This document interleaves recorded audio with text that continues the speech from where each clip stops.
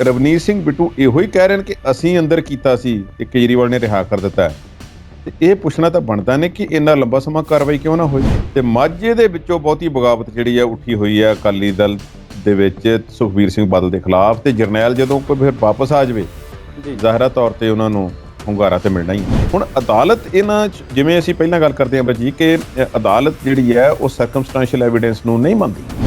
Lawrence Bishnoi ਮੇਰਾ ਖਿਆਲ ਹੈ ਕਿ ਜਿਸ ਦਿਨ ਦਾ ਪੰਜਾਬ ਸਰਕਾਰ ਦੇ ਹੱਥ ਲੱਗਾ ਹੈ, ਕੋਈ ਜ਼ਿਲ੍ਹਾ ਬਚਿਆ ਨਹੀਂ ਹੈ ਪੰਜਾਬ ਦਾ ਜਿੱਥੇ ਉਸਦੀ ਪੇਸ਼ੀ ਜਿਸ ਅਦਾਲਤ ਵਿੱਚ ਨਾ ਹੋਈ ਹੋਵੇ। ਕਿ ਬਿਕਰਮ ਸਿੰਘ ਮਜੀਠੀਆ ਜਿਸ ਦਿਨ ਦੇ ਜਿਵੇਂ ਤੁਸੀਂ ਦੱਸਿਆ 150-60 ਦਿਨ ਜਿੰਨੇ ਵੀ ਨੇ ਉਹਨਾਂ ਉਦੋਂ ਦੇ ਜੇਲ੍ਹ ਵਿੱਚ ਬੰਦ ਨੇ, ਗਰਮੀਆਂ ਤਕਰੀਬਨ ਉਹਨਾਂ ਦੀਆਂ ਅੰਦਰ ਨਿਕਲ ਗਈਆਂ ਨੇ ਤੇ ਉਹਨਾਂ ਦਾ ਰਿਮਾਂਡ ਇੱਕ ਵਾਰੀ ਵੀ ਪੁਲਿਸ ਨੇ ਨਹੀਂ ਮੰਗਿਆ। ਜੇ ਰਿਮਾਂਡ ਨਹੀਂ ਮੰਗਿਆ, ਉਸ ਦਾ ਰਿਮਾਂਡ ਮੰਗਣਾ ਵੀ ਨਹੀਂ ਹੈ ਤੁਸੀਂ, ਤੇ ਉਸ ਦੇ ਇਹ ਵੀ ਸਾਨੂੰ ਸ਼ੱਕ ਨਹੀਂ ਕਿ ਬਾਹਰ ਜਾ ਕੇ ਕੋਈ ਗੈਰ ਕਾਨੂੰਨੀ ਕਾਰਵਾਈ ਕਰੇਗਾ। ਅਕਾਲੀ ਦਲ ਨੇ ਬਹੁਤ ਵੱਡੇ ਵੱਡੇ ਬਿਆਨ ਦਿੱਤੇ ਨੇ ਇਸ ਤੋਂ ਬਾਅਦ। ਆਹ ਦੇਖੋ ਜੀ ਕੀ ਹੋਇਆ। ਤੇ ਸਭ ਤੋਂ ਜਿਹੜੀ ਵੱਡੀ ਗੱਲ ਇਹ ਹੈ ਕਿ ਮੇਰੇ ਤੇ ਕੇਸ ਕਰਨ ਵਾਲਾ ਤਾਂ ਕਹਿੰਦੇ ਅਮਰੀਕਾ ਤੋਂ ਨਹੀਂ ਮੁੜਿਆ। ਅਕਾਲੀ ਦਲ ਦਾ ਜਿਹੜਾ ਮਿਸ਼ਨ ਸੀ ਉਹ ਕੰਮ ਕਰ ਰਿਹਾ ਹੈ ਤੇ ਬੰਦੀ ਸਿੰਘ ਜਿਹੜੇ ਨੇ ਉਹ ਰਿਹਾ ਹੋਣੇ ਸ਼ੁਰੂ ਹੋ ਗਏ ਨੇ ਤੇ ਪਹਿਲਾ ਜਿਹੜਾ ਉਹ ਰਿਹਾ ਹੋ ਗਿਆ। ਤੇ ਜੇ ਇਸ ਤਰ੍ਹਾਂ ਦਾ ਬਹਾਨਾ ਮਿਲ ਜਾਵੇ ਕਿ ਬਾਗੀਆਂ ਨਾਲ ਮੀਟਿੰਗ ਕਰ ਰਹੇ ਨੇ, ਬੰਦੇ ਖੜੇ ਕਰ ਰਹੇ ਨੇ, ਉਹਨੂੰ ਮਿਲ ਰਹੇ ਨੇ, ਇਹਨੂੰ ਮਿਲ ਰਹੇ ਨੇ, ਤਾਂ ਫਿਰ ਜਗਮੀਤ ਸਿੰਘ ਬਰਾੜ ਤੇ ਗਾਜ ਡਿੱਗੇਗੀ। ਪਰ ਕੀ ਮਨਪ੍ਰੀਤ ਸਿੰਘ ਜਾਲੀ, ਗੁਰਪ੍ਰਤਾਪ ਸਿੰਘ ਬਟਾਲਾ, ਰਵੀ ਕਿਰਨ ਕਾਲੋਂ ਇਹਨਾਂ ਸਾਰਿਆਂ ਤੇ ਸੁਖਬੀਰ ਬਾਦਲ ਸ਼ਿਕੰਜਾ ਕਸਣ 'ਚ ਕਾਮਯਾਬ ਹੋਣਗੇ? ਅਕਾਲੀ ਦਲ ਦੇ ਕੰਮਕਾਜ ਤੇ ਸਿੱਧੀ ਉਂਗਲੀ ਉਹਨਾਂ ਨੇ ਬਹੁਤੀ ਕਦੀ ਨਹੀਂ ਉਠਾਈ, ਪਰ ਜਿਹੜੇ ਉਹਨਾਂ ਨੇ ਪਿਛਲੇ ਦਿਨਾਂ 'ਚ ਮੁੱਦੇ ਉਠਾਏ ਉਹਨਾਂ ਮੁੱਦਿਆਂ ਤੇ ਕੋਈ ਕਾਰਵਾਈ ਵੀ ਨਹੀਂ ਹੋਈ। ਜਿਨ੍ਹਾਂ ਵਿੱਚੋਂ ਗੁਰਬਾਣੀ ਦਾ ਸਿੱਧਾ ਪ੍ਰਸਾਰਣ ਸ਼੍ਰੋਮਣੀ ਕਮੇਟੀ ਦੇ ਹਵਾਲੇ ਜਿਹੜਾ ਆਪਣੇ ਹੱਥਾਂ ਵਿੱਚ ਲੈਣ ਦੀ ਗੱਲ, ਉਹ ਠੰਡੇ ਬਸਤੇ ਵਿੱਚ ਪੈ ਚੁੱਕਾ ਹੈ। ਚੈਨਲ ਪਤਾ ਨਹੀਂ ਕਦੋਂ ਨੂੰ ਚੱਲਣਾ ਹੈ, ਨਹੀਂ ਚੱਲਣਾ, ਸਭ ਕੁਝ ਠੰਡੇ ਬਸਤੇ ਵਿੱਚ ਹੈ। ਸਿਰਫ ਖੇਤੀ ਬਿੱਲਾਂ ਦੀ ਗੱਲ ਨਹੀਂ, ਇਹ ਆਰਥਿਕਤਾ ਦੀ ਗੱਲ ਨਹੀਂ, ਖੇਤੀ ਦੀ ਗੱਲ ਨਹੀਂ, ਇਸ ਤੋਂ ਵੱਧ ਕੇ ਵੀ ਕੁਝ ਕੈਲਕੂਲੇਸ਼ਨ ਹਨ ਜਿਨ੍ਹਾਂ ਦਾ ਸਰਕਾਰਾਂ ਧਿਆਨ ਰੱਖਦੀਆਂ। ਉਹ ਇਸ ਤਰ੍ਹਾਂ ਪਾਰਲੀਮੈਂਟ ਬਿਲਡਿੰਗਾਂ ਦੇ ਬਾਹਰ ਇਸ ਤਰ੍ਹਾਂ ਪਲੈਕਾਰਡ ਫੜ ਕੇ ਖੜੇ ਹੋਣ, ਕਿਆ ਕਰਦੇ ਹੋ ਤੇ ਗਾ ਕੇ ਵਿਖਾਉਣ, ਤੇ ਗ੍ਰਹਿ ਮੰਤਰੀ ਦੇ ਰਸਤੇ ਦੇ ਵਿੱਚ ਉਹਨੂੰ ਰੋਕ ਕੇ ਕਹਿਣ ਕਿ ਰਿਹਾ ਕੀਤਾ ਜਾਵੇ ਤੇ ਉਹ ਮੁਸਕਰਾ ਕੇ ਲੰਘ ਜਾਣ ਉੱਥੋਂ। ਉਹ ਗੱਲ ਤੇ ਹੈ ਨਾ ਕੋਈ। ਕੈਪਟਨ ਅਮਰਿੰਦਰ ਸਿੰਘ ਜਿਨ੍ਹਾਂ ਦੇ ਬਾਰੇ ਅਕਸਰ ਪੰਜਾਬ 'ਚ ਹੁਣ ਕਹਿ ਦਿੱਤਾ ਜਾਂਦਾ ਹੈ ਕਿ ਜੋ 4.5 ਸਾਲ ਉਹਨਾਂ ਨੇ ਰਾਜ ਕੀਤਾ ਹੈ, ਉਹ ਪ੍ਰੋਕਸੀ ਪੁਲਿਸ ਸੀ। ਸੁਖਬੀਰ ਸਿੰਘ ਬਾਦਲ ਤੇ ਪ੍ਰਕਾਸ਼ ਸਿੰਘ ਬਾਦਲ ਤੇ ਬਿਕਰਮ ਸਿੰਘ ਮਜੀਠੀਆ ਸਾਰੇ ਉਹਨਾਂ ਨਾਲ ਸ਼ਾਮਲ ਸਨ ਤੇ ਸਾਰਿਆਂ ਨਾਲ ਹੱਥ ਮਿਲੇ ਹੋਏ ਸੀ। ਤੇ ਕੈਪਟਨ ਅਮਰਿੰਦਰ ਸਿੰਘ ਜਿੰਨੇ ਹੁਣ ਭਾਜਪਾ ਦੇ ਕਲੋਜ਼ ਨੇ ਤੇ ਚਿੱਠੀ ਸੌਂਪਦੇ ਨੇ ਅਮਿਤ ਸ਼ਾਹ ਨੂੰ ਕਿ ਰਿਹਾਈ ਕਰ ਦਿਓ, ਇਹ ਜ਼ਰੂਰ ਮੈਨੂੰ ਲੱਗਦਾ ਹੈ ਕਿ ਕੁਝ ਨਾ ਕੁਝ ਹੋਵੇਗਾ। ਯੈਸ, ਬਿਹਾਰ ਦੇ ਘਟਨਾਕ੍ਰਮ ਨੇ ਇੱਕ ਵਾਰੀ ਸਾਬਤ ਕਰ ਦਿੱਤਾ ਹੈ ਕਿ ਭਾਵੇਂ ਜਿੰਨੇ ਮਰਜ਼ੀ ਜਿੱਥੇ ਮਰਜ਼ੀ ਸਟਰੋਂਗ ਹੋਈਏ, ਪਰ ਕਦੇ ਵੀ ਕਿਸੇ ਦੀ ਲੋੜ ਪੈ ਸਕਦੀ ਹੈ, ਚਾਹੇ ਉਹਨਾਂ ਕੋਲ 3 ਸੀਟਾਂ ਹੀ ਕਿਉਂ ਨਾ ਹੋਣ। ਇੱਕ ਵਾਰੀ ਨਹੀਂ, ਲੁਧਿਆਣੇ ਦੇ ਵਿੱਚ, ਅੰਮ੍ਰਿਤਸਰ ਦੇ ਵਿੱਚ, ਪਟਿਆਲੇ ਦੇ ਵਿੱਚ ਜਿਹੜੇ ਨੇ ਬਹੁਤ ਸਾਰੇ ਕੇਸ ਆਏ ਜਿਸ ਵਿੱਚ ਇਸ ਤਰ੍ਹਾਂ ਦੀਆਂ ਬੇਨਿਯਮੀਆਂ ਪਾਈਆਂ ਗਈਆਂ। ਸਾਬੋਟਾਜ ਕਰਨ ਦੀ ਟਰਾਈ ਕੀਤੀ ਗਈ, ਨੰਬਰਸ ਵਗੈਰਾ ਨੂੰ ਲੈ ਕੇ, ਅੰਦਰ ਖਾਤੇ ਕੋਈ ਸਾਂਝ ਕਰਕੇ। 4 ਗੁਜਰਾਤੀ ਨੌਜਵਾਨ ਫੜੇ ਨੇ ਜੋ ਕੈਨੇਡਾ ਦੇ ਇੱਕ ਹਿੱਸੇ ਦੇ ਵਿੱਚੋਂ ਦੀ ਹੋ ਕੇ ਅਮਰੀਕਾ ਵਿੱਚ ਦਾਖਲ ਹੋਣ ਲਈ ਅਸਾਈਲਮ ਲੈ ਕੇ ਤੇ ਉੱਥੇ ਪੱਕੇ ਹੋਣ ਦੇ ਕੋਸ਼ਿਸ਼ ਦੇ ਵਿੱਚ ਸੇਂਟ ਰੇਗਸ ਰਿਵਰ ਜਿਹੜੀ ਆ ਉਸ ਦੇ ਵਿੱਚੋਂ ਦੀ ਉਹ ਲੰਘਣ ਦੀ ਕੋਸ਼ਿਸ਼ ਕਰ ਰਹੇ ਸੀ। ਤੇ ਜਦੋਂ ਉਹਨਾਂ ਦੀ ਕਿਸ਼ਤੀ ਪਲਟ ਗਈ, ਕਿਸ਼ਤੀ ਪਲਟਦੀ ਹੈ ਤੇ ਅਮਰੀਕਾ ਦੇ ਜਿਹੜੇ ਰੈਸਕਿਊ ਵਾਲੇ ਨੇ ਉਹਨਾਂ ਨੂੰ ਬਚਾਉਂਦੇ ਨੇ, ਅਖੀਰ ਉਹ ਪੁਲਿਸ ਦੇ ਹਵਾਲੇ ਜਾਂਦੇ ਨੇ। ਤੇ ਜਦੋਂ ਉਹਨਾਂ ਕੋਲੋਂ ਪੁਲਿਸ ਨੇ ਪੁੱਛਗਿੱਛ ਕਰਨੀ ਸ਼ੁਰੂ ਕੀਤੀ ਅੰਗਰੇਜ਼ੀ ਦੇ ਵਿੱਚ ਤੇ ਉਹ ਕੋਈ ਜਵਾਬ ਨਾ ਦੇ ਸਕੇ। ਉਹ ਕੋਈ ਜਵਾਬ ਕਹਿੰਦੇ ਜੀ ਨੋ ਇੰਗਲਿਸ਼, ਨੋ ਇੰਗਲਿਸ਼, ਨੋ ਇੰਗਲਿਸ਼। ਇਸ ਆਇਲਸ ਦੇ ਨਕਲੀ ਸਰਟੀਫਿਕੇਟ ਦੇ 8 ਬੈਂਡਾਂ ਵਾਲੇ ਨਕਲੀ ਸਰਟੀਫਿਕੇਟਸ ਤੋਂ ਬਿਨਾਂ ਇੱਕ ਵੀ ਹੋਰ ਸਰਟੀਫਿਕੇਟ ਨਹੀਂ ਸੀ ਜਿਸ ਵਿੱਚੋਂ ਸਾਬਤ ਹੋ ਸਕੇ ਕਿ ਕਿਤੇ ਸਕੂਲ ਵੀ ਗਏ ਨੇ ਕਿ ਨਹੀਂ ਗਏ, ਕਿ ਉਹਨਾਂ ਨੇ 8ਵੀਂ ਵੀ ਪਾਸ ਕੀਤੀ ਹੋਈ ਆ, 5ਵੀਂ ਵੀ ਕੀਤੀ ਆ, ਮੈਟ੍ਰਿਕ ਵੀ ਕੀਤੀ ਆ। ਕੋਈ ਸਬੂਤ ਨਹੀਂ।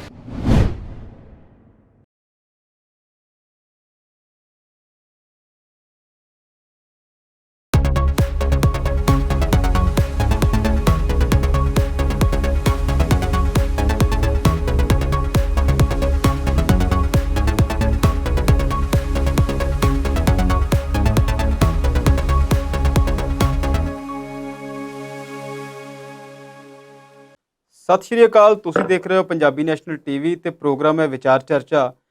ਇਸ ਪ੍ਰੋਗਰਾਮ ਵਿੱਚ ਅਸੀਂ ਪੰਜਾਬ ਦੀਆਂ ਤੇ ਨੈਸ਼ਨਲ ਲੈਵਲ ਦੀਆਂ ਖਬਰਾਂ ਤੇ ਗੱਲਬਾਤ ਕਰਦੇ ਹਾਂ, ਪਰ ਅੱਜ ਜਿਹੜੀਆਂ ਨੇ ਆਮ ਤੌਰ ਤੇ ਖਬਰਾਂ ਪੰਜਾਬ ਦੀਆਂ ਰਹਿਣਗੀਆਂ ਤੇ ਇਸ ਪ੍ਰੋਗਰਾਮ ਵਿੱਚ ਮੇਰਾ ਸਾਥ ਦੇਣਗੇ ਸਰਦਾਰ ਕੁਲਦੀਪ ਸਿੰਘ ਹੀਰ ਜੀ। ਹੀਰ ਸਾਹਿਬ ਸਤਿ ਸ਼੍ਰੀ ਅਕਾਲ, ਸਵਾਗਤ ਹੈ ਜੀ। ਸਤਿ ਸ਼੍ਰੀ ਅਕਾਲ ਸ਼ਰਮਾ ਜੀ, ਸਤਿ ਸ਼੍ਰੀ ਅਕਾਲ ਸਾਰਿਆਂ ਨੂੰ। ਹੀਰ ਸਾਹਿਬ, ਜਦੋਂ ਅਸੀਂ ਪੰਜਾਬ ਦੀ ਗੱਲ ਕਰਦੇ ਹਾਂ ਤੇ ਪੰਜਾਬ ਦੀ ਸਿਆਸਤ ਦੀ ਗੱਲ ਕਰਦੇ ਹਾਂ ਤੇ ਸਭ ਤੋਂ ਮੂਹਰੇ ਸਾਨੂੰ ਸ਼੍ਰੋਮਣੀ ਅਕਾਲੀ ਦਲ ਦਾ ਹੀ ਚਿਹਰਾ ਨਜ਼ਰ ਆਉਂਦਾ ਹੈ। ਉਹਦੀ ਵਜ੍ਹਾ ਇਹ ਹੈ ਕਿ ਪੰਜਾਬ ਜਿਹੜਾ ਅਜੋਕਾ ਪੰਜਾਬ ਹੈ ਉਸ ਤੋਂ ਵੀ ਪਹਿਲਾਂ ਦੀ ਬਣੀ ਹੋਈ ਪਾਰਟੀ ਹੈ ਤੇ ਅੱਜ ਜਿਸ ਸਥਿਤੀਆਂ ਦੇ ਵਿੱਚ ਪਾਰਟੀ ਗੁਜ਼ਰ ਰਹੀ ਹੈ ਉਹਦੀ ਗੱਲ ਅਸੀਂ ਬਾਅਦ ਵਿੱਚ ਕਰਦੇ ਹਾਂ। ਉਸ ਤੋਂ ਪਹਿਲਾਂ ਅਸੀਂ ਗੱਲ ਕਰੀਏ ਇਸੇ ਪਾਰਟੀ ਦੇ ਇੱਕ ਬਹੁਤ ਹੀ ਵੱਡੇ ਲੀਡਰ ਜਿਹੜੇ ਕਿ ਮਾਝੇ ਦੇ ਜਰਨੈਲ ਕਹਾਉਂਦੇ ਨੇ, ਉਹਨਾਂ ਨੂੰ 5 ਸਾਢੇ 5 ਮਹੀਨੇ ਜਾਂ ਫਿਰ ਉਹਦੇ ਦਿਨ ਵੀ ਗਿਣ ਲੈਂਦੇ ਨੇ ਕਿ 160 ਦਿਨਾਂ ਤੋਂ ਵੀ ਵੱਧ ਸਮਾਂ ਇੱਕ ਕੇਸ ਵਿੱਚ ਅੰਦਰ ਰਹਿਣ ਤੋਂ ਬਾਅਦ ਜ਼ਮਾਨਤ ਮਿਲ ਗਈ। ਜ਼ਮਾਨਤ ਅਸੀਂ ਜਾਣਦੇ ਹਾਂ ਕਿ NDPS ਦਾ ਐਕਟ ਸੀ, ਜ਼ਮਾਨਤ ਆਫਟਰ ਆਲ ਮਿਲਣੀ ਹੀ ਸੀ, ਪਰ ਹੁਣ ਉਹਦੇ ਤੇ ਸਿਆਸੀ ਬਵਾਲ ਜਿਹੜਾ ਆ ਉਹ ਹੋਰ ਗੰਭੀਰ ਤੇ ਡੂੰਘਾ ਹੋਈ ਜਾਂਦਾ। ਕਾਂਗਰਸ ਵਾਲੇ ਕਹਿੰਦੇ ਆ ਅਸੀਂ ਅੰਦਰ ਕਰਵਾਤਾ ਸੀ ਤੇ ਆਮ ਆਦਮੀ ਪਾਰਟੀ ਨੇ ਹਲਕਾ ਰੱਖ ਲਿਆ, ਤੇ ਸ਼੍ਰੋਮਣੀ ਅਕਾਲੀ ਦਲ ਕਹਿੰਦੀ ਆ ਕਿ ਕੇਸ ਦੇ ਵਿੱਚ ਹੈ ਹੀ ਕੁਝ ਨਹੀਂ, ਅਸੀਂ ਪਹਿਲਾਂ ਤੋਂ ਇਹ ਕਹਿ ਰਹੇ ਸੀ ਤੇ ਇਸ ਕਰਕੇ ਸਾਨੂੰ ਜਿਹੜੀ ਜ਼ਮਾਨਤ ਮਿਲੀ ਹੈ। ਕਿਵੇਂ ਇਸ ਗੱਲ ਨੂੰ ਦੇਖਦੇ ਆ ਤੇ ਕੀ ਇਹਦੀ ਤਫਸੀਲ ਤੁਸੀਂ ਹੁਣ ਦੱਸਣਾ ਚਾਹੁੰਦੇ ਆ ਜੀ? ਅੰਮ੍ਰਿਤ ਜੀ, ਤੁਸੀਂ ਇਸ ਦੇ ਦੋ ਪਹਿਲੂ ਦੱਸੇ ਆ। ਜੀ ਉਹ ਇੱਕ ਤਾਂ ਇਹ ਕਿ ਜੋ ਅਕਾਲੀ ਦਲ ਵਾਲਿਆਂ ਦਾ ਵਰਸ਼ਨ ਹੈ ਕਿ ਇਸ ਕੇਸ ਦੇ ਵਿੱਚ ਕੁਝ ਨਹੀਂ ਸੀ, ਜੀ ਤੇ ਇਹ ਸਿਆਸੀ ਬਦਲਾਖੋਰੀ ਦੇ ਤਹਿਤ ਜਿਹੜਾ ਕੀਤਾ ਗਿਆ ਕੇਸ ਸੀ। ਜੀ ਤੇ ਦੂਸਰਾ, ਜੋ ਕਾਂਗਰਸ ਦੇ ਰਵਨੀਤ ਬਿੱਟੂ ਜੋ ਕਹਿ ਰਹੇ ਨੇ ਕਿ ਅਸੀਂ ਤੇ ਉਸ ਨੂੰ ਅੰਦਰ ਦਿੱਤਾ ਸੀ, ਜੀ ਪਰ ਕੇਜਰੀਵਾਲ ਨੇ ਰਿਹਾ ਕਰਾ ਦਿੱਤਾ। ਜੀ ਗੱਲਾਂ ਨੂੰ ਆਪਾਂ ਦੋਵੇਂ ਪਾਸਿਓਂ ਵਾਚਦੇ ਹਾਂ। ਜਦੋਂ ਅਸੀਂ ਘੋਖਦੇ ਹਾਂ ਤੇ ਰਵਨੀਤ ਬਿੱਟੂ ਦਾ ਜਿਹੜਾ ਬਿਆਨ ਬਹੁਤ ਉੱਚ ਪੱਧਰ ਦਾ ਬਿਆਨ ਜਾਪਦਾ ਹੈ। ਜੀ ਉਸ ਵਿੱਚ ਕੋਈ ਅਸਲੀਅਤ ਨਹੀਂ, ਸਿਰਫ ਇੱਕ ਰਾਜਨੀਤਿਕ ਸਟੰਟਬਾਜ਼ੀ ਜੀ ਨਜ਼ਰ ਆਉਂਦੀ ਹੈ, ਹੋਰ ਕੁਝ ਨਹੀਂ ਨਜ਼ਰ ਆਉਂਦਾ। ਜੀ ਅਕਸਰ ਉਹਨਾਂ ਦੇ ਬਿਆਨ ਇਹੋ ਜਿਹੇ ਕਈ ਵਾਰੀ ਹੁੰਦੇ ਨੇ। ਕੇਜਰੀਵਾਲ ਦਾ ਨਾਮ ਆ ਗਿਆ, ਉਹਨੇ ਉਸ ਨੂੰ ਕੈਦ ਨਹੀਂ ਰੱਖ ਸਕਿਆ, ਰਿਹਾ ਕਰਵਾਤਾ, ਅਸੀਂ ਅੰਦਰ ਕੀਤਾ ਸੀ। ਜੇ ਇਸੇ ਗੱਲ ਤੇ ਆਪਾਂ ਗੱਲ ਕਰਨੀ ਹੋਵੇ ਤੇ ਕਿਸ ਨੇ ਅੰਦਰ ਕੀਤਾ ਸੀ? ਬਿਲਕੁਲ ਤੁਹਾਡੀ ਯਾਰੀ ਤੇ ਕੈਪਟਨ ਅਮਰਿੰਦਰ ਸਿੰਘ ਨਾਲ ਸੀ। ਕੈਪਟਨ ਅਮਰਿੰਦਰ ਸਿੰਘ ਸਟੇਜਾਂ ਤੋਂ ਖੜੇ ਹੋ ਕੇ, ਮੈਂ ਲਫ਼ਜ਼ ਵੀ ਨਹੀਂ ਇੱਥੇ ਵਰਤਣਾ ਚਾਹੁੰਦਾ ਜਿਹੜਾ ਵਰਤਿਆ ਕਰਦੇ ਸੀ ਮਜੀਠੀਆ ਵਾਸਤੇ। ਜੀ ਬਿਕਰਮ ਸਿੰਘ ਮਜੀਠੀਆ ਨੂੰ ਉਹ ਜੋ ਨਾ ਸੋ ਕਹਿੰਦੇ ਸੀ, ਕਦੀ ਉਸ ਨੂੰ ਕੁਛ ਕਦੀ ਕੁਛ। ਕੈਪਟਨ ਅਮਰਿੰਦਰ ਸਿੰਘ ਦੀ ਮੈਂ ਗੱਲ ਕਰ ਰਿਹਾ। ਬਿਲਕੁਲ ਤੇ ਇਹ ਉਹਨਾਂ ਦੇ ਬਹੁਤੇ ਕਲੋਜ਼ ਸਨ, ਚਹੇਤੇ ਸਨ ਰਵਨੀਤ ਸਿੰਘ ਬਿੱਟੂ ਕੈਪਟਨ ਅਮਰਿੰਦਰ ਸਿੰਘ ਦੇ। ਜੀ ਜੇ ਰਵਨੀਤ ਸਿੰਘ ਬਿੱਟੂ ਇਹੋ ਹੀ ਕਹਿ ਰਹੇ ਨੇ ਕਿ ਅਸੀਂ ਅੰਦਰ ਕੀਤਾ ਸੀ ਤੇ ਕੇਜਰੀਵਾਲ ਨੇ ਰਿਹਾ ਕਰ ਦਿੱਤਾ ਹੈ, ਤੇ ਇਹ ਪੁੱਛਣਾ ਤਾਂ ਬਣਦਾ ਨੇ ਕਿ ਇੰਨਾ ਲੰਬਾ ਸਮਾਂ ਕਾਰਵਾਈ ਕਿਉਂ ਨਾ ਹੋਈ। ਬਿਲਕੁਲ ਅਕਸਰ 4.5 ਪੌਣੇ 5 ਸਾਲ ਥੋੜਾ ਸਮਾਂ ਤੇ ਨਹੀਂ ਹੁੰਦਾ। ਜੀ ਚਰਨਜੀਤ ਸਿੰਘ ਚੰਨੀ ਆਉਂਦੇ ਨੇ ਮੁੱਖ ਮੰਤਰੀ ਬਣ ਕੇ ਤੇ ਕੇਸ ਦਰਜ ਹੋ ਜਾਂਦਾ ਹੈ। ਹੁਣ ਅਦਾਲਤ ਜਿਹੜੀ ਹੈ ਉਹ ਇਸ ਨੂੰ ਕਿਵੇਂ ਲੈਂਦੀ ਹੈ, ਅਸੀਂ ਉਹਦੀ ਗੱਲ ਕਰ ਲੈਂਦੇ। ਜਿਹੜਾ ਪਰ ਅਕਾਲੀ ਦਲ ਕਹਿ ਰਿਹਾ ਉਹਦੀ ਗੱਲ ਅਸੀਂ ਬਾਅਦ ਵਿੱਚ ਕਰਾਂਗੇ, ਅਕਾਲੀ ਦਲ ਕੀ ਕਹਿ ਰਿਹਾ। ਜੀ ਬਿਕਰਮ ਸਿੰਘ ਮਜੀਠੀਆ ਦਾ ਵਕੀਲ ਇਹ ਕਹਿੰਦਾ ਹੈ ਅਦਾਲਤ ਦੇ ਵਿੱਚ, ਬੈਂਚ ਦੇ ਸਾਹਮਣੇ, ਹਾਈ ਕੋਰਟ ਦੇ ਸਾਹਮਣੇ, ਕਿ ਇਹ ਕੇਸ ਜਿਹੜਾ ਇਸ ਦੇ ਵਿੱਚ ਕੁਝ ਨਹੀਂ ਸੀ, ਇਹ ਸਿਆਸੀ ਬਦਲਾਖੋਰੀ ਦੇ ਤਹਿਤ ਦਰਜ ਕੀਤਾ ਗਿਆ ਕੇਸ ਹੈ। ਪੁਰਾਣੀ ਇੱਕ ਘਟਨਾ ਹੈ, ਪੁਰਾਣੇ ਕੁਝ ਫੈਕਟਸ ਨੂੰ, ਫਿਗਰਸ ਨੂੰ ਲੈ ਕੇ ਜਿਹੜਾ ਹੈ ਮਜੀਠੀਆ ਨੂੰ ਇੱਕ ਨਵੇਂ ਤਰੀਕੇ ਨਾਲ ਇੰਪਲੀਕੇਟ ਕਰਨ ਦਾ ਯਤਨ ਕੀਤਾ ਗਿਆ, ਜੋ ਕਿ ਸਿਆਸੀ ਬਦਲਾਖੋਰੀ ਤੋਂ ਵੱਧ ਕੁਝ ਨਹੀਂ ਹੈ। ਜੀ ਹੁਣ ਮੈਂ ਦੇਖ ਰਿਹਾ ਮੀਮਸ ਬਣ ਰਹੇ ਨੇ, ਪੋਸਟਿੰਗ ਹੋ ਰਹੀਆਂ ਸੋਸ਼ਲ ਮੀਡੀਆ ਤੇ, ਬਹੁਤ ਕੁਝ ਹੋ ਰਿਹਾ। ਸ਼੍ਰੋਮਣੀ ਅਕਾਲੀ ਦਲ ਵਾਲੇ ਕੱਲ ਦੇ ਬਾਗੋ ਬਾਗ ਨੇ, ਫੁੱਲੇ ਨਹੀਂ ਸਮਾ ਰਿਹਾ।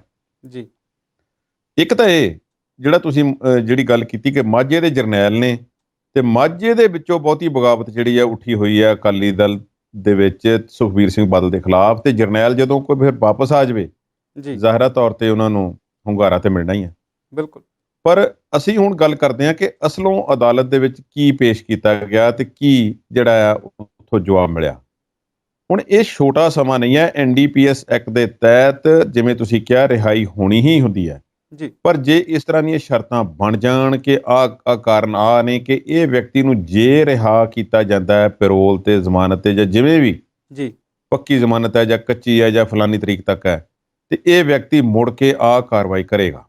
ਜੀ ਪਰ ਜੋ ਅਦਾਲਤ ਦੇ ਵਿੱਚ ਉਹਨਾਂ ਦੇ ਵਕੀਲ ਨੇ ਆਖਿਆ, ਪੇਸ਼ ਕੀਤਾ, ਪਹਿਲਾਂ ਜਿਹੜੀਆਂ ਦਲੀਲਾਂ ਦਿੱਤੀਆਂ ਗਈਆਂ ਉਹ ਦਲੀਲਾਂ ਨਾਲੋਂ ਥੋੜਾ ਜਿਹਾ ਹਟ ਕੇ ਕੰਮ ਸੀ। ਹਾਲਾਂਕਿ ਭਾਵੇਂ ਇਸੇ ਪੈਟਰਨ ਤੇ ਕੇਸ ਨੂੰ ਪੁੱਟ ਅਪ ਕੀਤਾ ਗਿਆ ਹੋਵੇ, ਪਰ ਤੁਸੀਂ ਯਾਦ ਕਰੋ ਜਦੋਂ ਹਰਸਿਮਰਤ ਕੌਰ ਬਾਦਲ ਤੇ ਗਨੀਵ ਕੌਰ ਮਜੀਠੀਆ ਜਿਹੜੇ ਸੀ, ਰਾਜਪਾਲ ਨੂੰ ਮਿਲ ਕੇ ਕਹਿੰਦੇ ਸੀ ਕਿ ਉਸ ਨੂੰ ਰਿਹਾ ਕਰ ਦੇਣਾ ਚਾਹੀਦਾ ਹੈ ਕਿਉਂਕਿ ਉਸਦੇ ਬੱਚੇ ਯਾਦ ਕਰ ਰਹੇ ਨੇ ਤੇ ਉਸਦੇ ਮਾਤਾ ਜੀ ਜਿਹੜੇ ਨੇ ਬਹੁਤ ਉਦਾਸ ਨੇ ਆਪਣੇ ਪੁੱਤਰ ਤੋਂ ਬਿਨਾਂ। ਜੀ ਇਹ ਅਦਾਲਤ ਇਹਨਾਂ ਗੱਲਾਂ ਨੂੰ ਨਹੀਂ ਮੰਨਦੀ। ਅਦਾਲਤ ਕੋਲ ਕੋਈ ਫੈਕਟਸ ਐਂਡ ਫਿਗਰਸ ਹੋਣੇ ਚਾਹੀਦੇ ਨੇ।